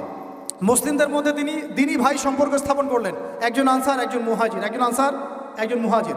এই দিনী ভ্রাতৃত্ব লাগবে আমাদের। আবার এই ভ্রাতৃত্বের জায়গায় আমরা দুর্বল আছি, এখানেও দুর্বল আছে। আমরা কাউকে মাথা উঠাইতে সময় নেই না, নামাইতেও সময় নেই না। হ্যাঁ, কারো একটা ভালো গুণ দেখলে একেবারে মাথা উঠাই ফেলাই। আবার দেখা যায় একটু কিছু দেখা যাচ্ছে একটু খারাপ, নেগেটিভ, হ্যাঁ, আমরা তো মনে করি সবাই ফেরেশতা হবে আর কি, ঠিক আছে? তখন আবার একদম আছাড় দিয়ে মাটিতে ফেলে দিই। এটা সুন্নাত না সিরাতের, ঠিক আছে? দেখেন হাতেব ইবনে আবি বালতা রাদিয়াল্লাহু আনহু, তিনি পত্র নিয়ে গিয়েছিলেন, নবী সাল্লাল্লাহু আলাইহি ওয়াসাল্লাম তাকে তিরস্কার করেন নাই। পত্র নিয়ে আগে অগ্রিম খবর দেওয়াটা কিন্তু একটা অপরাধী ছিল তখন। কিন্তু অনেক সাহাবী প্রতিবাদ করছিলেন কড়া ভাষায়। নবীজি বলেন, না, ওকে ছেড়ে দাও, সে বদরি সাহাবী, সে বদরের যুদ্ধ করেছে। আর তোমরা কি জানো না যে বদরের যুদ্ধ করেছে তার সব গুনাহ মাফ করে দিয়েছেন আল্লাহ পাক? আমাদেরকে বুঝতে হবে যে আমরা একটু দিনই রুহামা উবাইনাহু, আমাদের মধ্যে রহম দিল পয়দা করতে হবে ভাই। এত কনজাস্টেড চিন্তা চেতনা করলে হবে না। আল্লাহ পাক আমাদেরকে বোঝার তৌফিক দান করেন। এখন আসেন শেষ অংশটা। এবার যে রাষ্ট্র পেয়ে গেলাম, নেতা পেলাম, ইমারা জামা সব পেলাম, এখন ইসলাম কিন্তু শুধু দাওয়াত দিচ্ছে না। এখন কিন্তু ইসলাম মানে মুসলিমরা শুধু দাওয়াতের মেহনত করছে না, এখন শুরু হলো সারিয়া অভিযান। কি অভিযান? বদর প্রথম যুদ্ধ না, বদরের আগেও বেশ কয়েকটা সারিয়া হয়েছে। সারিয়া সাইফিল বাহার, সারিয়া রাগেব, এরকম অনেক সারিয়া হয়েছে। সারিয়া মানে কি? যেই সামরিক অভিযানে আমাদের নবীজি নিজে যান নাই, কোনো সাহাবীকে পাঠিয়েছে। তাহলে এখন শুধু দাওয়াত চলতেছে না, জিহাদও চলতেছে। এখানে দাওয়াত জিহাদ একসাথে, একে অন্যের পরিপূরক, একজন একটা থেকে একটা আলাদা না। কথা কি বুঝতে পারতেছি? তো এখন সারিয়া শুরু হয়ে গেল। সারিয়া হতে হতে হতে এক পর্যায়ে আবু সুফিয়ানের কাফেলাকে নিয়ে কেন্দ্র করে বদরের ব্যাটেল যুদ্ধ হয়ে, এই বদরটাকে আমরা বলি গাজওয়া। কি বলি? গাজওয়া। তো এটা কিন্তু আকস্মিক হয়ে গেছে আর, কারণ সাহাবীরা আসছিলেন কাফেলাটা আক্রমণ করতে। তারা তো জানতেন না যে মক্কা থেকে এত সেনাবাহিনী নিয়ে তারা আবার হাজির হবে। তখন নবীজি কিন্তু মাশওয়ারায় বসেছেন যে তোমরা কি বলো, আমরা কি যুদ্ধে যাব, না আমরা মদিনায় ব্যাক করবো, আরও বেশি সৈন্য নিয়ে আসবো। তখন সাদ বিন মুয়াজ রাদিয়াল্লাহু আনহু বলেছিলেন, ভালো করে শুনেন, এই প্রেক্ষাপটে গেলে আমরাও যেন এরকম বলতে পারি। সাদ বিন মুয়াজ রাদিয়াল্লাহু আনহু বলেছিলেন, ইয়া রাসূলুল্লাহ সাল্লাল্লাহু আলাইহি ওয়াসাল্লাম, আপনি উদ্বিগ্ন হবেন না আমাদেরকে নিয়ে।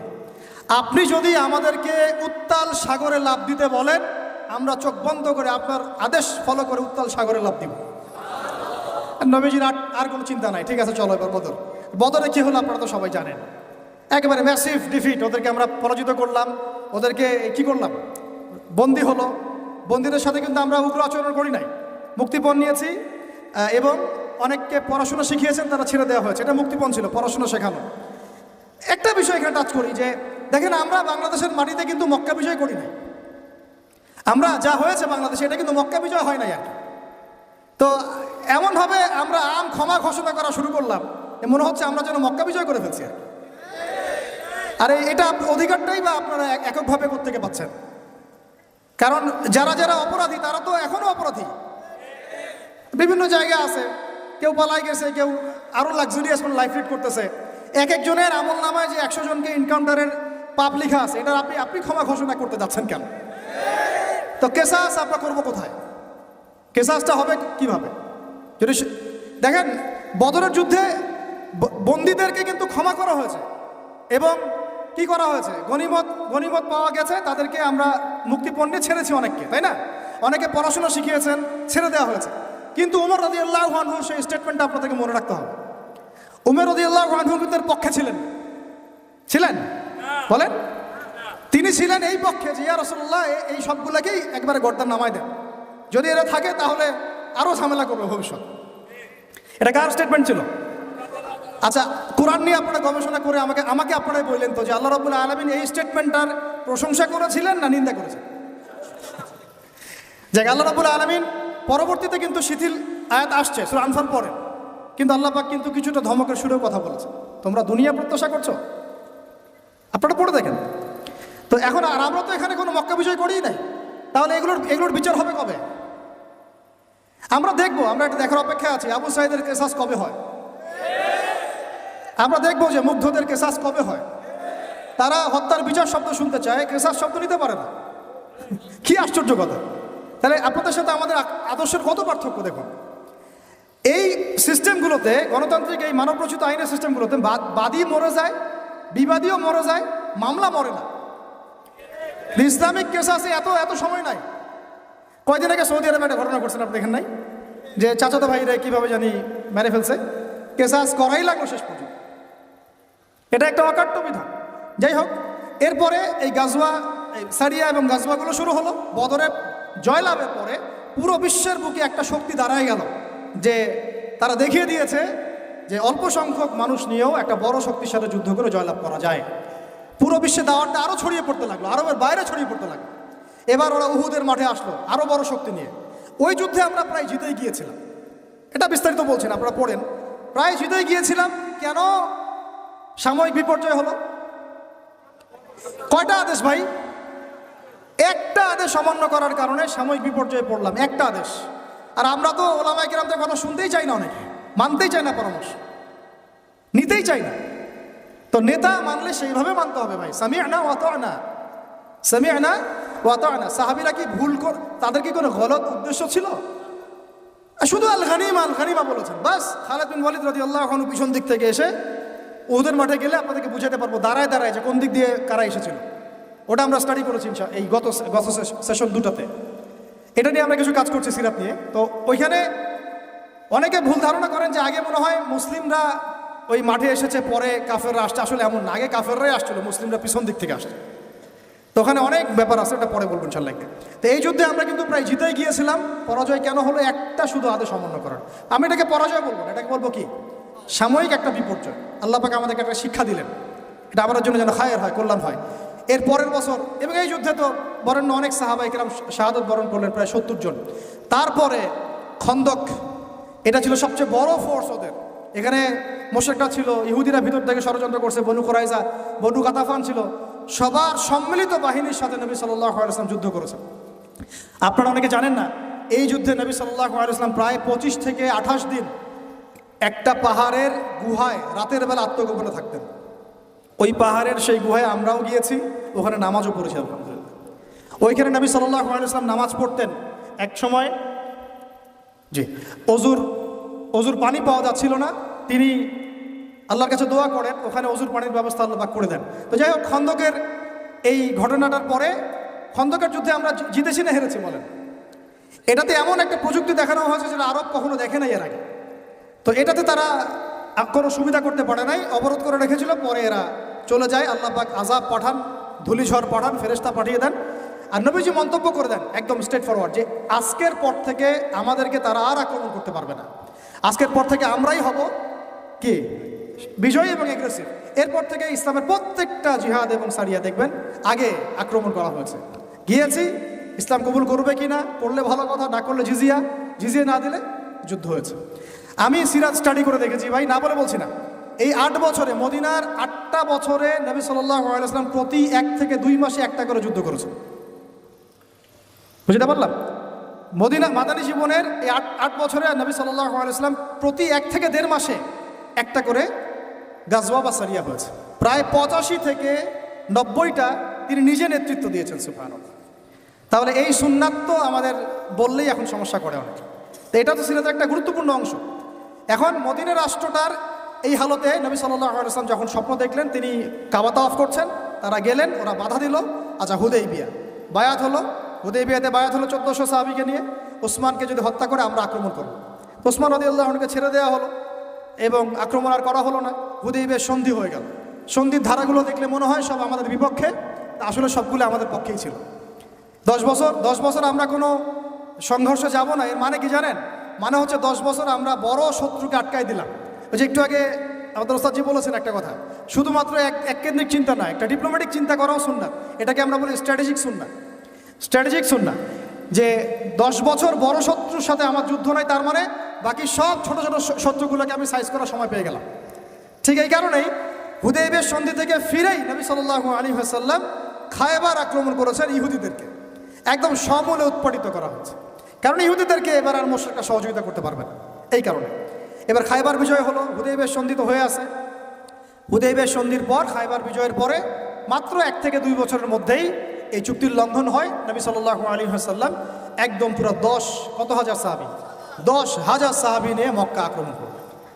এবং এইবার তো পুরো মক্কা তো বিজয় হলোই হলো। তখন জা আল হক ওয়াজাকাল বাতিল ইন্নাল বাতিলা কানা যাহুকা আয়াত পড়ছেন আর মূর্তি ভাঙছেন, আয়াত পড়ছেন, মূর্তি ভাঙছেন, পুরা মক্কা পবিত্র হয়ে গেল। এখন আমি এক কনক্লুশনে এসে যেটা বলতে চাই, এর মাঝখানে মোতার যুদ্ধ হয়েছে, ঠিক এরপরে আবার হুনাইন হয়েছে, তাবুক হয়েছে ইত্যাদি, এটা আপনারা পড়ে নেবেন। এটা আমি আলোচনা যেতে যাচ্ছি না, সময় নেই আমার হাতে। মূল কথাটা হচ্ছে, দেখুন, মক্কা বিজয়ের আগে নবী সাল্লাল্লাহু আলাইহি ওয়াসাল্লাম পররাষ্ট্র নীতি অ্যাপ্লাই করেছেন, রাজা বাদশাদেরকেও দাওয়াত দিয়েছেন। আর মক্কা বিজয়ের পরে আরবের ওই যে জাহেলি যুগের যে জাহেলিয়াতগুলা, এর একটা জাহেলিয়াত আপনি খুঁজে পাবেন। ভালো করে খেয়াল করে দেখেন, আজকে থেকে এই মক্কার থেকে 23 বছর আগে যে মক্কায় তিনি দাওয়াতের কাজ শুরু করেছিলেন, 23 বছর পর সেই মক্কায় ওই একটা জাহিলিয়াত কি আর বাকি থাকলো? কোনো শিরক আছে এই মক্কায়?